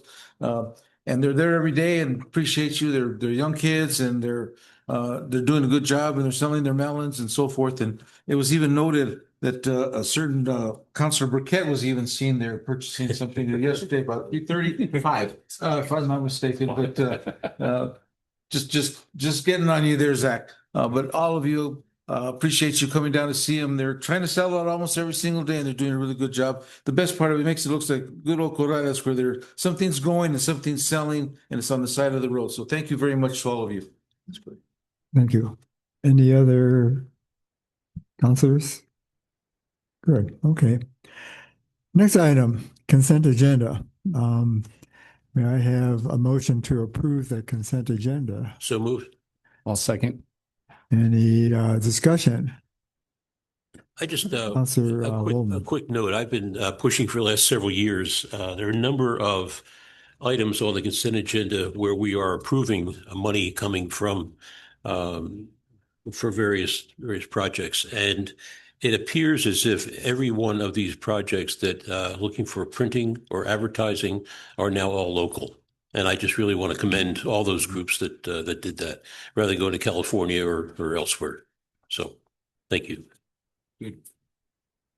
I have a minor comment is for the minutes of the meetings, when their regular meetings could be put, regular council meeting or a special council meeting is correct on the consent agenda items, but when you look at the minutes, it doesn't specify. So there if we just would regular council meeting like this or special council meetings, appeal hearing, which we've had. So anyway, that's minor.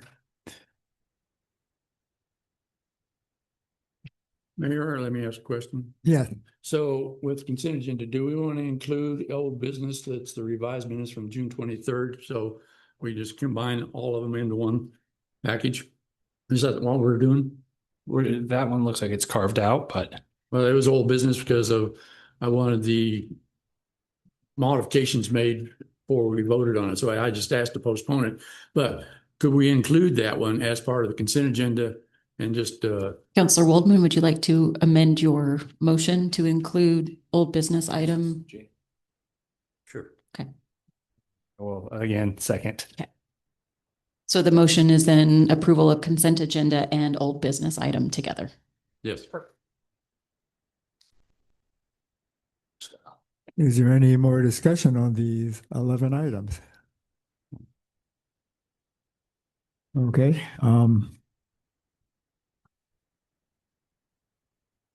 All in favor, please say aye. Aye. Aye. I guess since there are resolutions involved, we need to do a roll call vote on the whole 11 items? Yes. Okay. Councilor Mir, how do you Yes, vote? sir. Councilor Woolman? Aye. Councilor Knight? Aye. Councilor Brown? Councilor Burkett? Yes. Councilor Murray? Yes. The consent agenda passes. New business. The first will be number 5, discussion regarding LIDA ordinance updates, led by Jill Sweeney. Jill? Mr. Mayor, members of the council, as Mayor indicated, this is an informational item. Talk a little bit about what is LIDA, what is the LIDA process, and then give you the opportunity to ponder and give us some direction. We'll bring back an ordinance sometime in the future. So at a very basic level, the Local Economic Development Act, commonly referred to as LIDA, is a tool that allows local governments to provide economic support for qualified entities that undertake certain projects that will result in increased economic activity in the village. It's the only tool that we have in what we call the quote unquote economic development toolbox that allows both support of public projects as well as support of private projects. And the reason that private projects can be supported is that LIDA functions as enabling legislation for the Local Economic Development Act exception to the anti-donation clause. So it's enabling legislation, say anti-donation clause, you can't do that. This is the only tool that allows local government support of private enterprise. That assistance has to be for land building and infrastructure broadly, but can be monetary, either in the form of a grant of less than, should you have money in your budget of less than 10% of your budget, can be an increment of gross receipts tax produced by the entity, can be the grant of land or a vacant building. So very broad and flexible tool that allows various types of support tailored to a particular project. Because public resources are being used, security is required in the form of a letter of credit or an escrow or a guarantee of some kind to protect the public investment should a company or a project not come to fruition. So the process by which you can start to consider or respond to requests for LIDA assistance is to have a LIDA plan ordinance in place. The village has a LIDA plan ordinance in place. It's very dated. One of the things that Ms. Romero asked us to do was to go look at that plan to make sure that it can move with changes to the act. The act has changed significantly since 2017. So we've crafted the ordinance that you see before you that will move with changes in the statute so that you're not restricted should a project come before you that takes advantage of a statutory change. Right. So process wise, once you have that LIDA plan ordinance in place, a company project can come to you, can apply for assistance. You negotiate that assistance, and then the project has to come back before you in a second ordinance. So all this does is create that umbrella that lets you use the tool, and then any particular project comes back to you for consideration and is documented through a project participation agreement. If the state puts money into a particular project, then an intergovernmental agreement is required. But fairly simple, right? They need to have an agreement that relates to the particular project. What is the village going to contribute, and what would the business or the project contribute? And then the company provides annual reports, and the government, the village would monitor that compliance to make sure that all obligations are being met, and that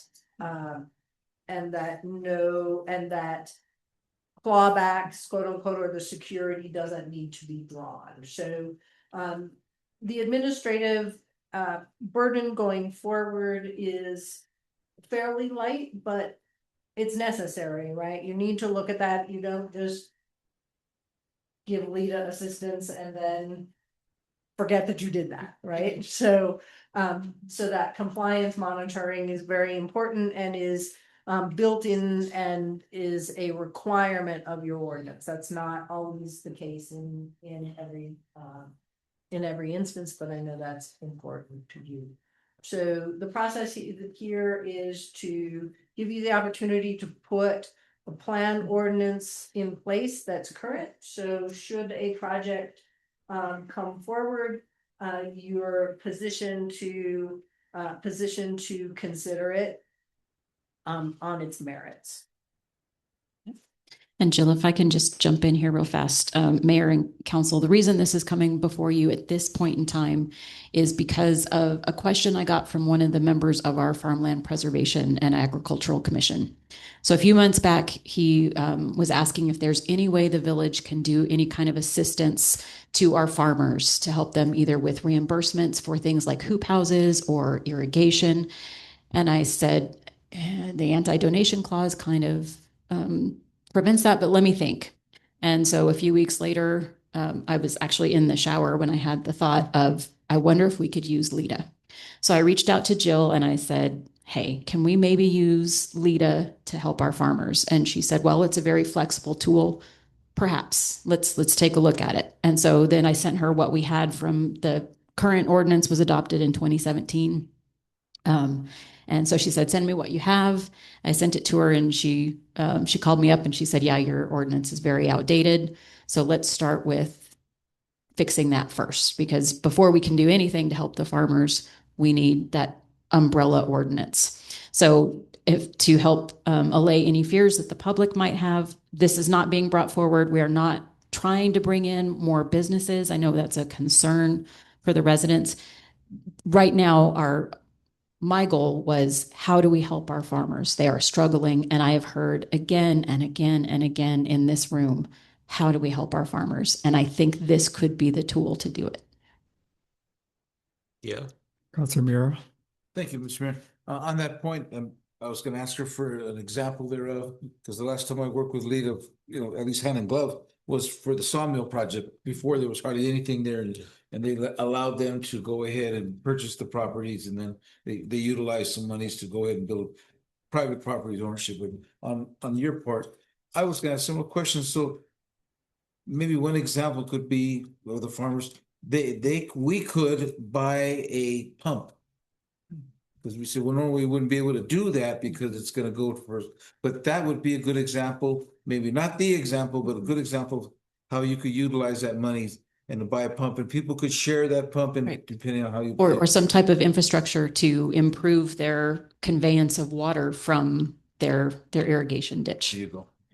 So the answer is yes on that one, more than likely. I say that only to you, so as as we were talking before the meeting, you're going to be drawing up the project, the plans, and how we can do it. And I think that's the kind of support we would need around here. We don't need to build a 24-story a hotel building like they do in Sawmill, but we could use maybe some pumps and things of that nature. Sure, and to be clear, it would in that example, because the act requires that the entity be a qualified entity, it would be the Farmland Preservation Committee, the commission. I think It's actually the Farmers Co-op. I've talked to Sam. Yeah, no, I've talked to Sam Thompson. Yeah. Better known as Sam. Yes. Right. the entity needs to be qualified, so we would need to work with that entity to be able to do that. I can't work, the LEDA Act doesn't work for an individual. No. And Main Street is also a 501c3 that could help in these types of project management for individual projects. So we have a couple of options with the qualified entities. Thank you, Melanie. Yeah. Councilor Waldman. Thank you, Mayor. A couple of questions. Typically in LEDA projects, one of the ways to benefit a project is to provide tax abatements for long-term tax abatements. Is that something that we could do here? You could do that through an industrial revenue bond, but not through. Not through LEDA, okay. LEDA provides land building infrastructure by giving of money, by providing in-kind exchange, but doesn't have a tax abatement provision. But an industrial revenue bond would be that mechanism where you could provide real and personal property tax abatements, gross receipts tax abatements, compensated tax abatements. I think that's what you're thinking about. Yeah. Oftentimes we see those tools work hand in hand, sometimes also separate. So we do have a very successful business here that has used LEDA a couple times to expand IDM at the southern part of the village. One of the things you point out in your narrative is that Corrales might benefit from a joint powers agreement, say with Rio Rancho or for a regional economic development project. Question is, it's probably not going to be in Corrales. So how could Corrales benefit from a regional project like that? You would form a joint powers entity to do a particular thing, right? And you would participate in that way. So sometimes those regional projects are not located within your jurisdiction, but they have to benefit your jurisdiction, and that economic analysis has to be done, because you're not going to invest in a project that doesn't benefit you in some sort. So if, let's say Rio Rancho, for example, would uses to build a shopping center, and it would have infrastructure and everything going into the shopping center. So are you saying that perhaps some of the receipts from the businesses there, if this is set up, could benefit Corrales? I mean, That would be a little tricky. Right? So can you give me an example of how a regional project might help?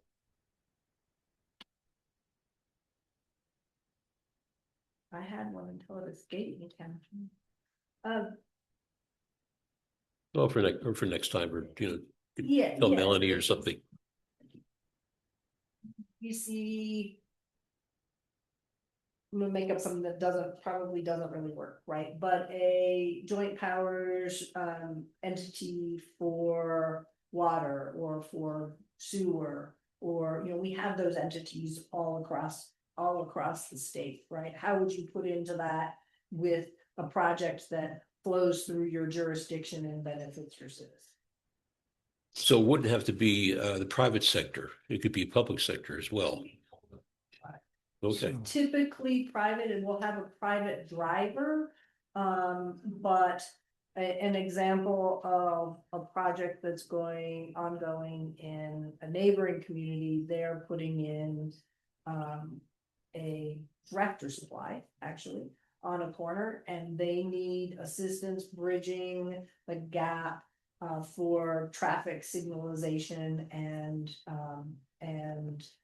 ingress egress on the corner in order for that business to locate there. And the grading is so severe that the cost of that project and readying that land makes it infeasible unless there's some help. So then those funds will be funneled through the private entity, but the private entity says, we need this assistance, but we're going to take this assistance and it's going to fund that private infrastructure or public infrastructure that's going to allow our project to come to your community. But the alternative would, I'm sorry not to take so much time, but the alternative would be through the state providing the funding. Sure. And the state can also provide grants through LEDA, and in that case, the village would be the fiscal agent and the funds would flow through the village to the project. The state typically funds larger projects, but on occasion will also fund smaller projects. So, again, sort of an interesting tool in that it can help provide support for very small projects, and then also has the provision, the gross receipts tax provision that probably doesn't apply to you, but provides gross receipts tax assistance for projects that are $350 million or more in construction. So just sort of the magnitude of scale of projects for LIDA, and that can benefit from LIDA assistance is very broad, probably broad, definitely broader than any tool. The one I'm familiar with, we just talked about, was the when the Google building was built in Moriarty. It was built on the grounds of the airport out there. Yep. And the airport needed upgrading of the infrastructure for roads and electrical, that kind of a thing. So Google benefited, but the airport also benefited. So it was, and that was LIDA funds that paid for that. So. Right. And it is an opportunity to be able to think outside the box, right, a little bit. Which isn't always an opportunity that we have in the type of work that we do, but also that is very clear on the types of guardrails for that public money, right? In the security, in the compliance, in the clawbacks that are required, that are part of that ongoing relationship. Thank you. Councilor Murray? Thank you. So would the water bank then be something that could be worked under the LIDA? I'm sorry. A water bank where we would lease water rights to farmers versus, in times of drought. No, LIDA does not allow for water rights. Okay. Land building infrastructure excluding water rights. Okay. And then also would LIDA be available for private investment? So an entrepreneur comes to us and says, hey, I got this big idea. I'm going to have electricity shot from the sky down to the corrals. Is that something we could invest in, or is that would that be for public investment? Or Well, you can't invest public money in cash, right? You can use cash for land building and infrastructure purposes, but not to. so if we want to put a big satellite dish down here at Meadowlark, we could do that. Sure. Great. Get all the channels. You bet. All the channels. All the channels. Yeah. Thousands of channels of nothing. That's right. Good. So, Any other questions for Jill? No. Thank you very much, Jill. Appreciate it. thank you. Good introduction. So you'll see this come back again in a couple of months. Okay, great. I signed up for a comment on this. Is public comment available? Discussion, is it? No, usually on a discussion item for with council, we don't do public comment.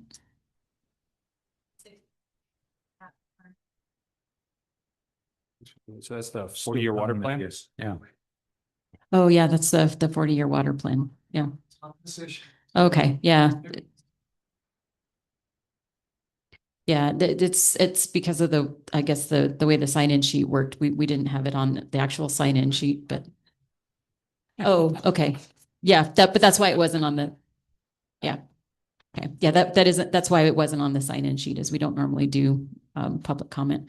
But if you have some comments you'd like to share with the council, you can certainly email them to us, or you can bring it up at the next council meeting on September 8th. Okay, doke. Next item. Consideration action approval of resolution 26-57, publication for ordinance 2607, an ordinance restoring a certain tract of land within the Ventana Grande subdivision from public right-of-way to private property. Is there someone to speak on this?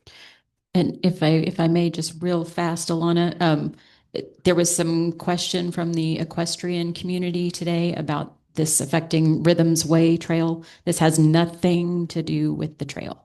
So just to allay any fears of the equestrian community, this does not affect that trail at all. Something totally different.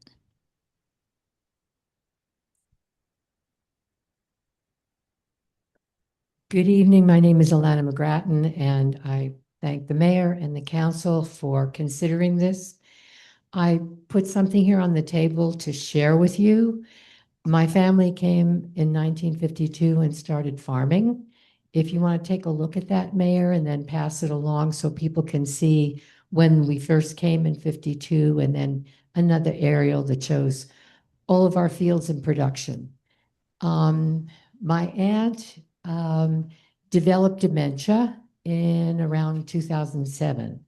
And we started looking at our finances at that time because she needed to be moved to memory care, which was very expensive. And we needed to look at the finances. She was physically very healthy, but mentally needed specific care that was expensive. And so we went to CSC and we did a development plan that involved putting in a bridge and a road. And we would be selling off acres in the back of the farm as we needed to for her care. At the same time, we also had dedicated a horse trail, which is Rhythm's Way. We had almost 7 acres dedicated to farmland preservation, which is still part of New Mexico Land Conservancy. Moving forward, Dorothy passed away before we needed to sell any land. And so we have continued as a family to farm that land. We've also leased some to Silverleaf, which has been very helpful as we've aged. But at this time, we're very excited to have a family that's interested in buying part of it as a farm. But we no longer want a public road and bridge. We want this to be private. My understanding is that this was kind of a gift that the village was giving us because we dedicated Rhythm's Way as a horse trail, as an easement. And we also had done farmland preservation, and that, you know, we were having to build the bridge and the road, but it would be maintained by the village. That's no longer something that we really want. And so we'd like to return, and we've been farming it all this time. And I didn't realize that this was in place as village because we hadn't done anything. In other words, we put in a plan, but we didn't have to implement it. And so I'm asking that it not be a bridge and a road that's maintained by the village, and it be vacated by the village, and we can keep it as a private bridge and road. And then I do think Lori wanted to say a few things too from the planning and zoning perspective.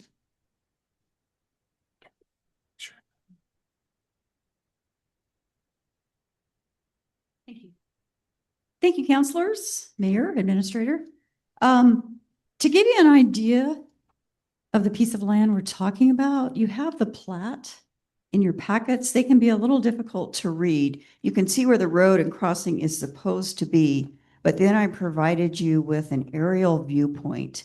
And what that shows is the chunk of land that is a subject property. And the reason that the area of the road gets really wide there in the middle is that was to have been drainage. I think it was going to be a paved road. So that would be the section of land that there should be a road on it and a crossing. There is not. You can see the 5 residential lots that were allowed to be created. Right now, they have no legal access. So one of the first things I was told when I started working here is that my office is not allowed to issue any building permits for lots that have no legal access. So there's nothing on there. It's being farmed. The village has no problem with this reverting back to private. Your approval, if given tonight, would be the first step in that happening. The next step would have to be a replat. And what I've done since I've been here is if there's still going to be 5 residential lots, I always ask the Planning and Zoning Commission to have a condition of approval that any road, first of all, state law requires there to be a road to any lot. So any road and crossing would need to be built prior to the plat that would then make the, I guess, the undedication official, reverting it back to private land. And with that, if you have any questions, I'm happy to answer them. Councilor Murray? All right, so let me ask you this then. If this reverts back to private ownership, is it going to be a lot adjustment to include the road in each lot? Ultimately, yes, that's what would have to happen. Or it could be its own parcel, but it would no longer be dedicated to the Well, if village. its own parcel, who's paying for the taxes? Who owns that? The property owner would What- then, That's immaterial, I think, because, well, it's not immaterial in the fact that if it's private, it's going to be taxed. And whoever owns that road and whoever maintains that road, I mean, if it's a property owner, they're not getting any benefit from having to pay taxes on that property. I will tell you that I also asked the Planning and Zoning Commission always for a private roadway to require a private roadway maintenance agreement that gets filed with the plat. And I asked that it be mentioned on the plat document itself so that anyone who purchases, I would suggest that each of the 5 lots own an equal piece of the road. That's the cleanest way to do it. And then there has to be a roadway maintenance agreement that would then compel each owner to take care of their section of road. So is there a portion in farmland conservation to the east of these 5 lots? Yes. What lot? If you look at the aerial I gave you, it's a long skinny tract that goes all the way over to the next acequia. So you're really seeing the 5 lots. And then just east of that, you see a little snippet where the proposed road ends. That's 7 acres. 6.3. East of the 5 lots, there's a big chunk of land. How big is that? I think it's a total of 13 acres, but there's 2 parcels. Point something acres, and 6 and some amount is farmland preservation. Okay, so here's one of my other concerns that I have, given that we had this drawing. Our ordinances do not allow utility easements on the front of the property. Basically, our ordinance says all utilities will go on to the back or to the side. And here we have a utility easement that is following the contour of the road down to to lot 5. That's an issue that the Planning and Zoning Commission is going to have to take up and I think follow through on. There'll probably be questions about that. Also, when you say temporary roundabout or at the end of lot 5. Councilor Murray, can I just interject real fast? This was the plat that was approved years ago. That's in your packet. I understand that. Yeah, so they'll have to redo a plat with all of these conditions that you're bringing up. There are going to be issues here, and I'm going Yes. to disagree with Administrator Lori about summary plat for this property. This has to go through sketch plat because sketch plat allows the commission to sit down with the developer and then resolve all those issues, and then it moves in either to preliminary or final plat or to summary. I would totally agree with that. I think sketch plat is the only way you're going to go. I mean, there are several issues here that I can see from that the commission ought to be dealing with. I mean, I'm a little leery about the private road, especially in terms of the bridge crossing. We have we have to relinquish the license to go over the MRGCD channel, and that have to be renegotiated. Is that correct? Correct. The license has already expired because the crossing didn't get built. All right. So the private property owner, whoever that might be, would have to negotiate directly with MRGCD. Okay, and then also. And they're aware of that. The road design would have to be to village standards? It's privately dedicated. We don't have, or I'm sorry, private roads don't have a particular standard. But what I've done again is asked our public works director and asked our fire department to give some sort of a basic standard, base course and gravel. And then I know Chief Martinez will send his folks out to look at it. Sometimes he'll look at it and make sure it's truly drivable because we don't have anything on our ordinance for private. And also, because also when you get down to lot 5, especially where there's the turnabout, the temporary turnaround, I see issues there in terms of setback for a property or for a house, because now you've got a easement there. It's going to invade 50 feet of that property. And I think there's going to be setback requirements that are going to be kind of dicey. I mean, I think it would help if you look at the aerial. It looks like there's a lot line running straight across where the road is, and there's not. But if you look at the aerial viewpoint, you could see there's plenty of room for a cul-de-sac And again, what's happening tonight is just the council agreeing that the village doesn't really need this piece of land. Well, let's go back The to. plat will be whatever ordinances are in place now. They'll Make have to. sure though, because the attorney was being specific about, the private road, the MRGC crossing. And I'm concerned about paving. Is the private road going to be paved to the right of way of Loma Larga, or is it going to connect to the Loma Larga apron? Who's going to pay for that? The property owner will have to connect. And then who maintains that part of the right of way that's on Loma Larga?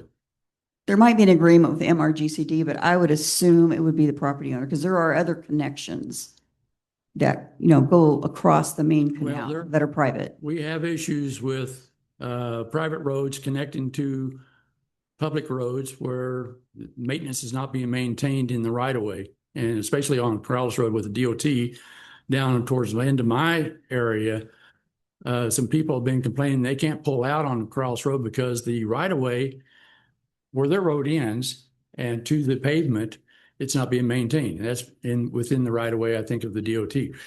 But they complain about it, but DOT says, no, that's a private road. You can't do anything to it. So I'm curious about the same thing. Is the same thing going to happen here? Is the right of way gets paved? Who maintains that? Or in the public right of way?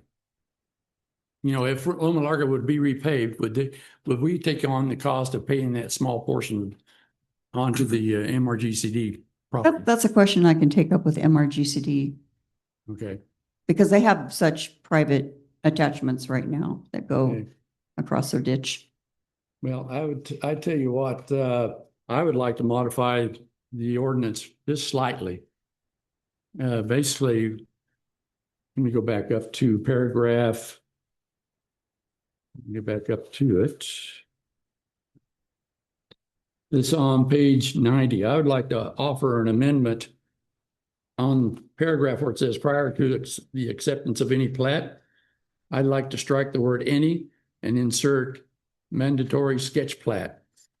Actually, we don't have a motion to approve this resolution. I make a motion then that we.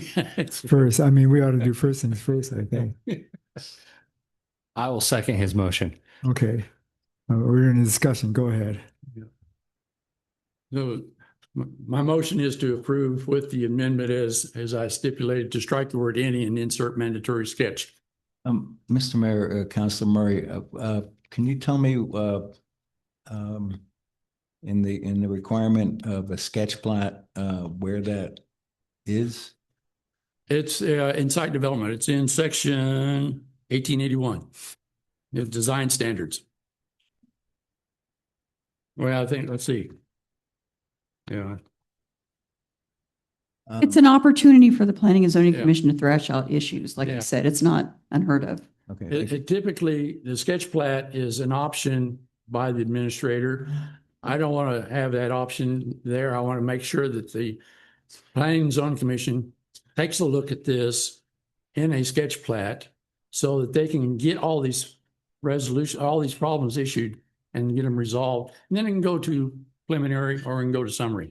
But that sketch plat is a good chance for the Planning and Zoning Commission to become aware of any issues that are coming before them. So it's just something that I think needs to be done.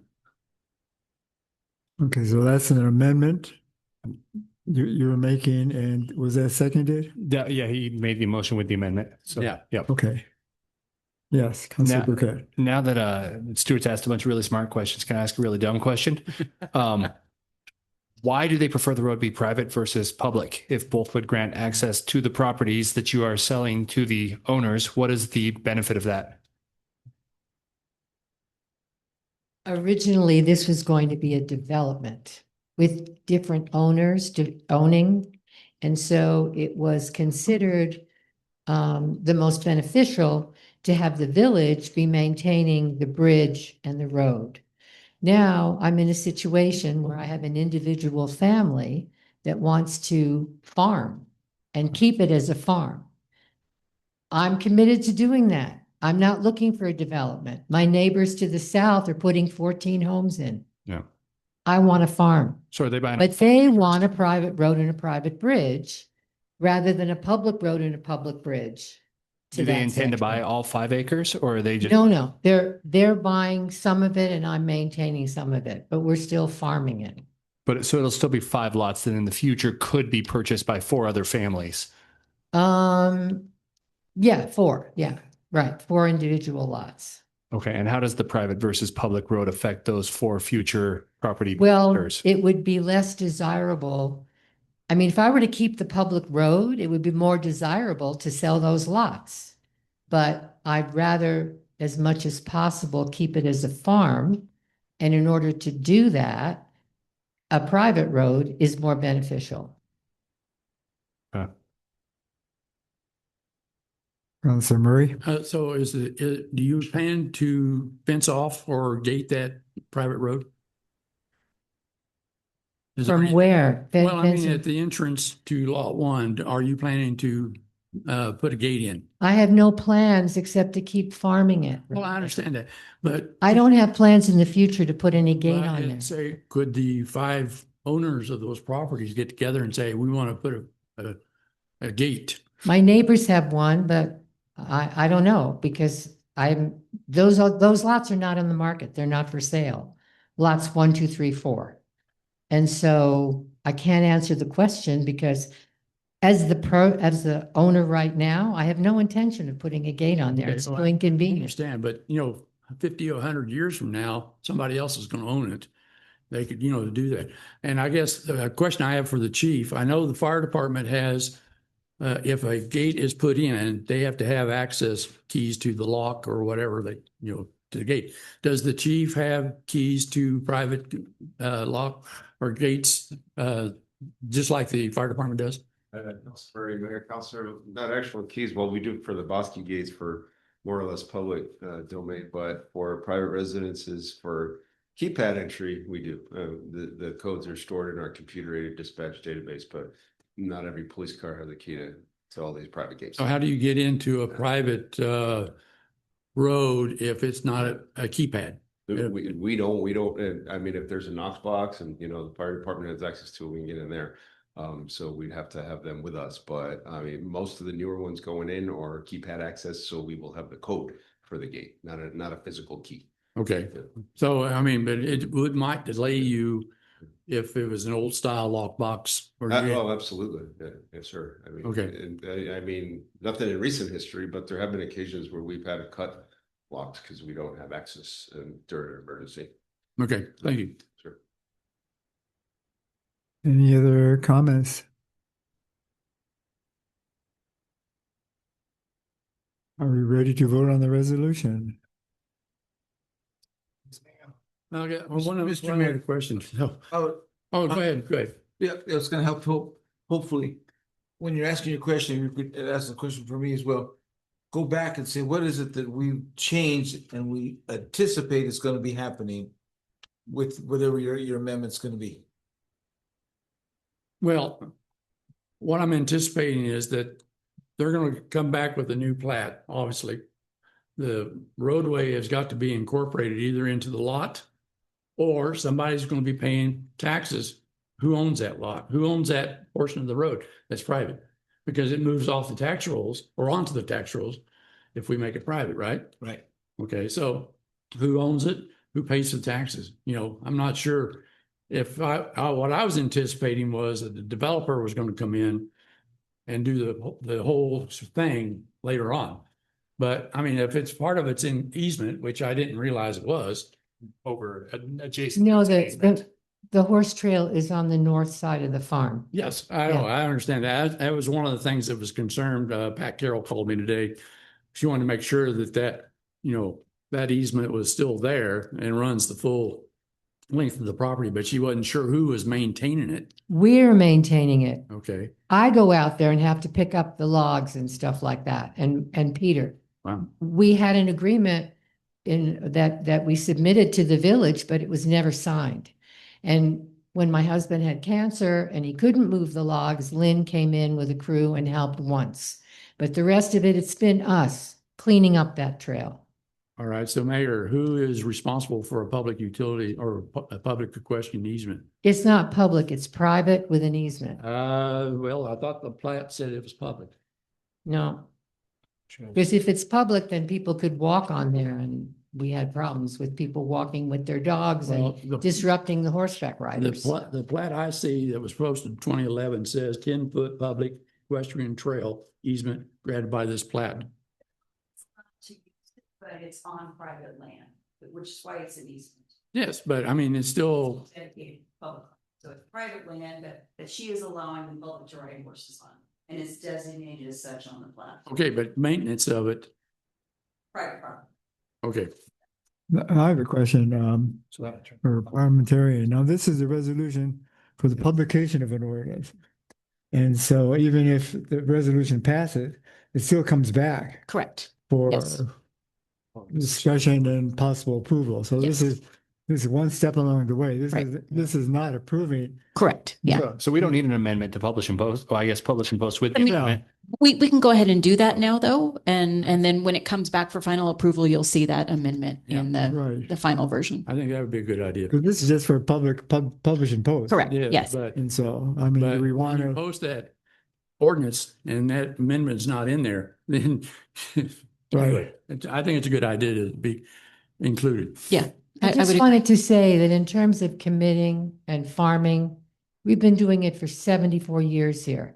And I'm getting older and it's getting harder, but we just implemented, it's not a grant, a contract with USDA, and we laser leveled and replanted all those fields there in the back. Nice. We only got 130 bales because we only got 2 irrigations, I know. but we've committed here. And so I just want to be clear about I that. understand, but I'm looking forward to 50, 100 years from now. Things, that's going to be an entirely different situation. You may have somebody come in and do something totally different. Right, but And also to the mayor's point, the ordinance itself isn't the final approval. The final approval that will get recorded to Sandoval County to change the ownership back to Ms. McGrattan would be that plat. Yes. I So understand, until that, but- yeah. So, but just for the public and everybody, there is still further steps after I this. just want to ordinance. make sure that sketch plat is the first step Yes. in the platting process. Yeah, no, I think that's a good amendment to make. okay, so any more discussion on the motion with Stu's amendment? So this is a roll call vote. Counselor Murray, Yes. Counselor Burkett, Yes. Counselor Brown, Yes. Counselor Wright, I'm sorry, Yes. Counselor Roman, Yes. and Counselor Mira. Yes, sir. Okay, resolution passes. Next item.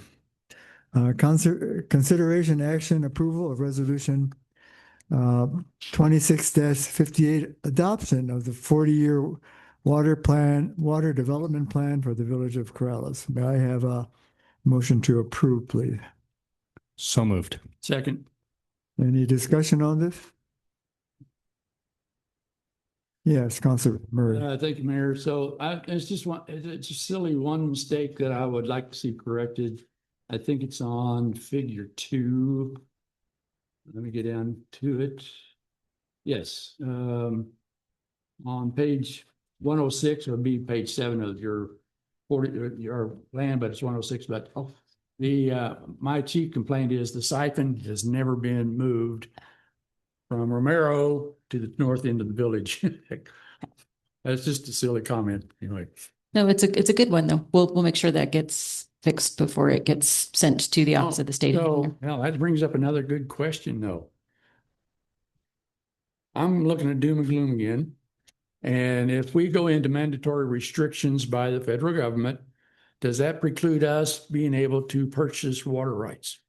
Or is it going to make it more difficult to purchase water rights? It may. Seems like it'll make it more expensive and less useful. Yes. Yeah, because everything relies on approval from the office of the state engineer. So they may put a moratorium on purchases. We don't know what's going to happen, but that's a very good We do point. not get credit for return flow rates out of the step going into the Albuquerque Water Utility Fund, right? We yeah, we could. don't. Yeah. Why do we not? Because they're private wells. Mhm. Yeah. Yeah. Now, If we had some sort of public but not all water of it. system, we could. Like, Yeah. like the farm stand has water rights and their water, and they meter what's coming out of their property, and they have water rights going into their property. So whatever they're metering back into the system, the village or they should get credit for.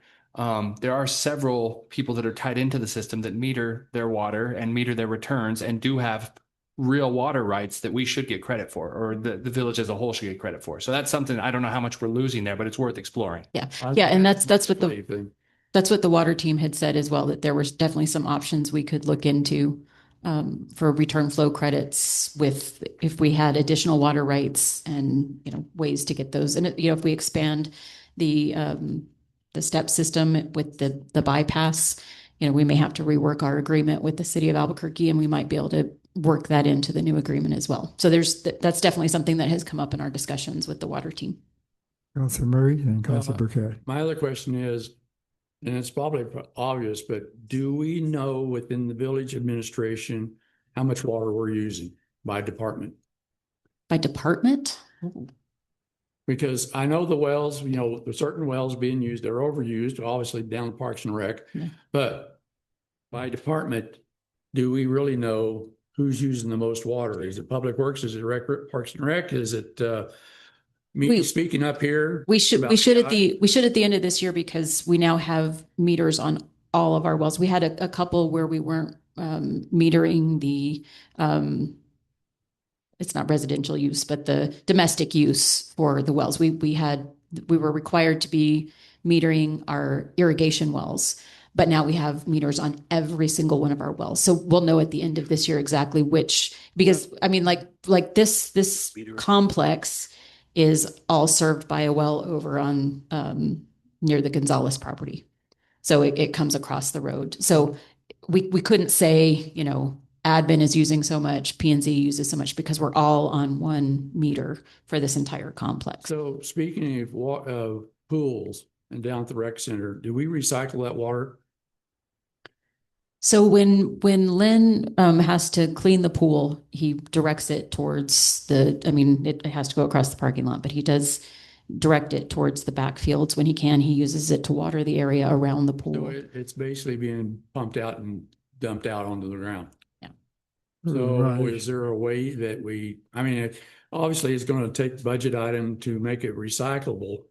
Is it worthwhile to do that to protect having 90,000 gallons dumped out on the road and then having to refill it? Yeah, we can definitely look at some possibilities of what that would cost. Okay. And then the other, We're talking about two things there, Stu. I think one is he dumps the water out at the start of the pool, the swim year. And so 90,000 gallons get dumped out, and ideally it should be put where it could be used, not on a parking lot. The second issue is, aside from that, is during the usual season, the pool water is being usually filtered, and most pools tend to recycle that water that is filtered and goes back into the system, I believe. And Lynn said that they don't have the plumbing to do that, and the plumbing would be very expensive. And I think that I'm not sure, Lynn's not here, but I think that the water as it is put in the pool and as it's drained from the pool on a daily basis, it goes into one of the soccer fields, but it's not recycled into the pool itself. And so that's something to bring up with Lynn as far as how much it would cost to recycle that water, and save a lot of water, say, going out on the soccer fields. My main purpose of this is to, as the village and our administration, we ought to be walking the walk or walking the talk, more or less. If we need to be looking at ways to reduce our water usage. And so if recycling the pool, the water there, if we have to invest in the infrastructure to do that, it seems like it makes sense, because if we're dumping 90,000 gallons out, that's 90,000 gallons that we've lost. Mm-hmm. I mean, yeah, I may make the rec center greener, but you know, it's still water we've lost. And then the other thing is and every time I look at Google Maps, Liam's Field looks like it's been chopped up by, you know, I don't know, golf course. It looks like somebody's been out there whacking away at it. I don't know, back behind the rec center. I'm just wondering, it would be You mean better. Liam's Pond? He doesn't have a field. It's Well, Liam's Pond. It's not a Liam's Field. There's a grassy area to the north, I think, that exists. Yeah, the back soccer fields. Yeah. Yeah, is that what they are? Yeah, they're the back Okay. soccer fields, yeah. All right, well, then that changes everything, but I was thinking maybe we ought to just xeriscape that. And just, No, it's actually used at different times well, it sure for looks like a soccer. moonscape back there, at least on Google Maps. I don't know, just. And actually, I think the 40-year water plan does talk about conservation and looking into different alternatives for conservation. So I think we're just talking right now about approving the 40-year water plan, and to go into details. We can spend a lot of time maybe doing that. So, Okay, thank you, Mayor.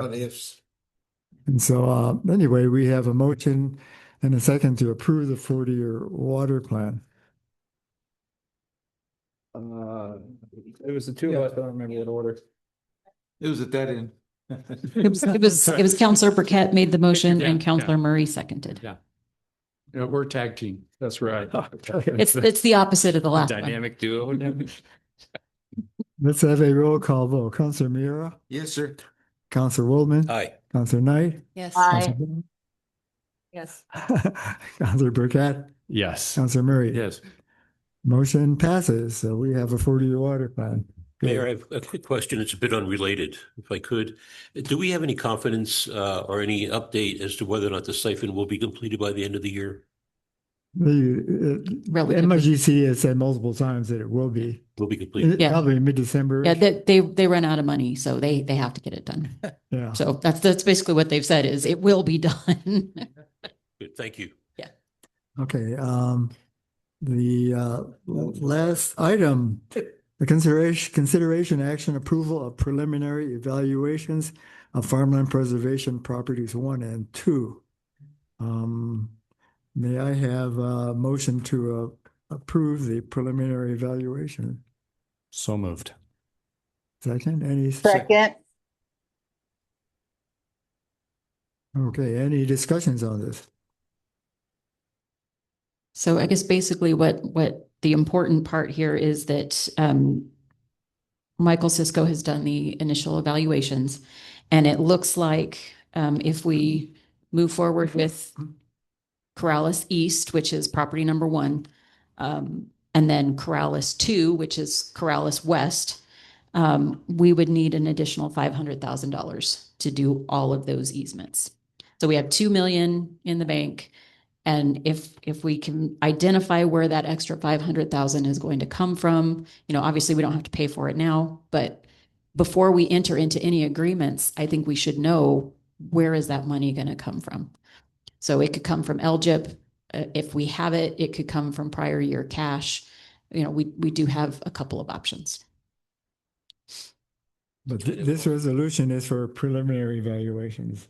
It's actually not a resolution. It's just, Okay. we need to approve moving forward with that second property because, Michael Cisco wanted me to say, yes, move forward. But if we don't have enough money, I don't feel comfortable saying, oh yeah, we'll find an extra 500,000 for you. That's not my job. Okay. That's your job as the council to decide where that money comes from.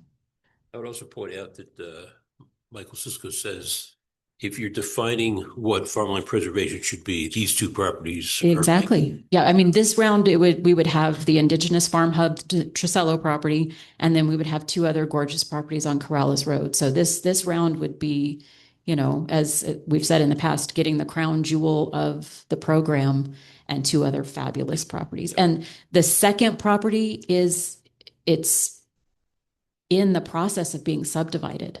So it is threatened farmland. So how do we stop that? We say, yes, we're going to do this easement. So we need to find that extra 500,000. Yeah. I think, didn't he say that at the max, it would be 500,000? It could be less than that. It could be less. Yes, it could be less than that. We're just going off of projections at this point. But, you know, like I said, I don't feel comfortable telling Michael Cisco, yes, move forward without council being A, aware of it, that this is how much we would be over, and B, making the decision on where we would pull that money from. So if we decide to use LGIP, does that lock us in? Or if we have money, money left over from the previous years, we could use that? Yeah, I mean, this would be similar to what we did with, I believe it was the Anderson property. We brought a resolution to council saying we would like to pull the money from LGIP, but then when it came time for closing, we took a look at the village finances and realized we had enough in prior year cash. And so we brought a bar and moved that money over, and then we didn't have to pull from LGIP. So this conversation tonight is just, you're looking at your options and saying, yes, we're going to commit to either pulling it from prior year cash or pulling it from LGIP, whichever one has the funds available. Or, maybe we do half and half. I don't know, but this is what that discussion needs to be. And then, if council decides this is the route they want to go, then I will direct Michael Cisco tomorrow to move forward on putting together that option agreement. And that Yes, would be enough to stop the sale and. one would hope. Yes. Yeah. But it seems like we really ought to know how much money this is going to be. I Well, mean, we won't know. We have to have the option agreement in place before we can do the appraisal. So this is, it's kind of a chicken and the egg sort of thing where, we do have options on things, but yes, this would be the way to go. Well, one of the things that happened in the past, especially when you talked about the Anderson property, council thought we were pulling money from the LGIP, and then all of a sudden, miraculously, the money came out of extra cash somewhere. Yeah. I don't want We would be much better at communicating that before we made any changes. I mean, I don't have a problem. Let's go with both properties. Yeah. Let's get them while we can. And if it comes out of LGIP, that's fine. If it comes out of prior year cash, that's fine. But I want to know where it's coming from. Yeah, I agree. I agree. Not a midnight Yeah. special. Yes. Yeah. I'm right on board with you, Counselor. yeah, I think there are going to be expenses, hopefully, of buying water rights, and we don't know how many and how much that's going to take, but We do have the loan in place for 2 million for water rights purchases. It's not tied up to a specific purchase at this point. So we do have 2 million available for water rights. But to the mayor's point, we don't want to spend all of our money on the conservation easements and then be left not able to buy extra water rights later on down the road. Water rights. Yes, but they don't get transferred to the village. I thought one of them had a small amount that transferred, but two of them, they were just domestic rights.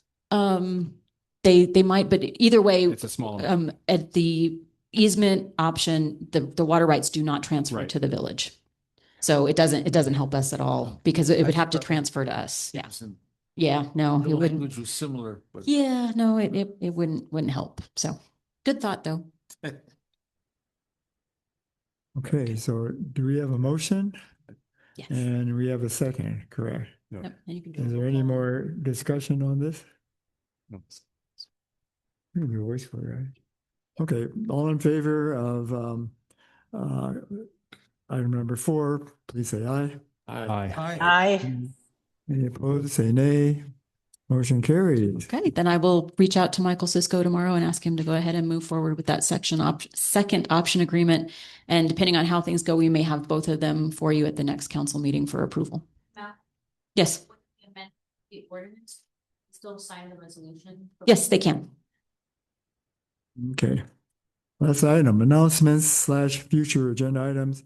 Number 1, draft noise ordinance discussion in the second meeting in September as projected. Floor plan area ratio discussion to be determined. Discussion on addressing issues to be determined. That one might be also on September 22nd because the consultants that are working on the addressing stuff for Sandoval County that have been helping us will actually be in town the night of that meeting. So we've asked them if they would be able to come and talk about the issues and have an expert's point of view on an ordinance. So the town of Bernalillo just passed an ordinance to help them address addressing issues. And that's what we would like to do as well. So Right, that so will the- probably be the the 22nd. word addressing is a noun. It's Yes. not- It's not an It's a verb and a noun in this. Yeah, but case, but yes. here it's a participle, I guess. But it's Yes. it's the addressing issue as far as street addresses and Yeah, we have a number of homes that are very difficult for our emergency services to find, so we would like to fix I've that. seen them. And then also we had decided we would address the traffic fines on the first meeting in September. So you want to add that to your future agenda items. Okay, any additions to this right now? Mr. Mayor, Madam Administrator, the revised traffic code as well as the fines. Okay.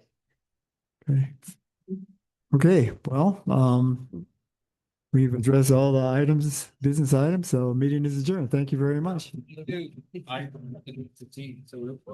you, Councilor. Thank you. You are taking a vacation? We're trying to beginning. That's how it is. Yeah, good discussions on things. Pat. Yeah. Yeah. Yeah. Yes. Mandatory skills. Bueno. All right. Sorry to use your name in vain, but I saw you there. I didn't want to, it's all, someone else be handsome. Oh, yeah, no, not that tall. Yeah. It actually wasn't me. It really was. It really was. Yeah, no, but I Picture of your name looked good. I know, I swear. I don't know, sometimes, You actually probably just went back to their. sometimes, comment, author isn't here. We now refuse to buy from those kids. Yeah. Well, I sit around the community total something.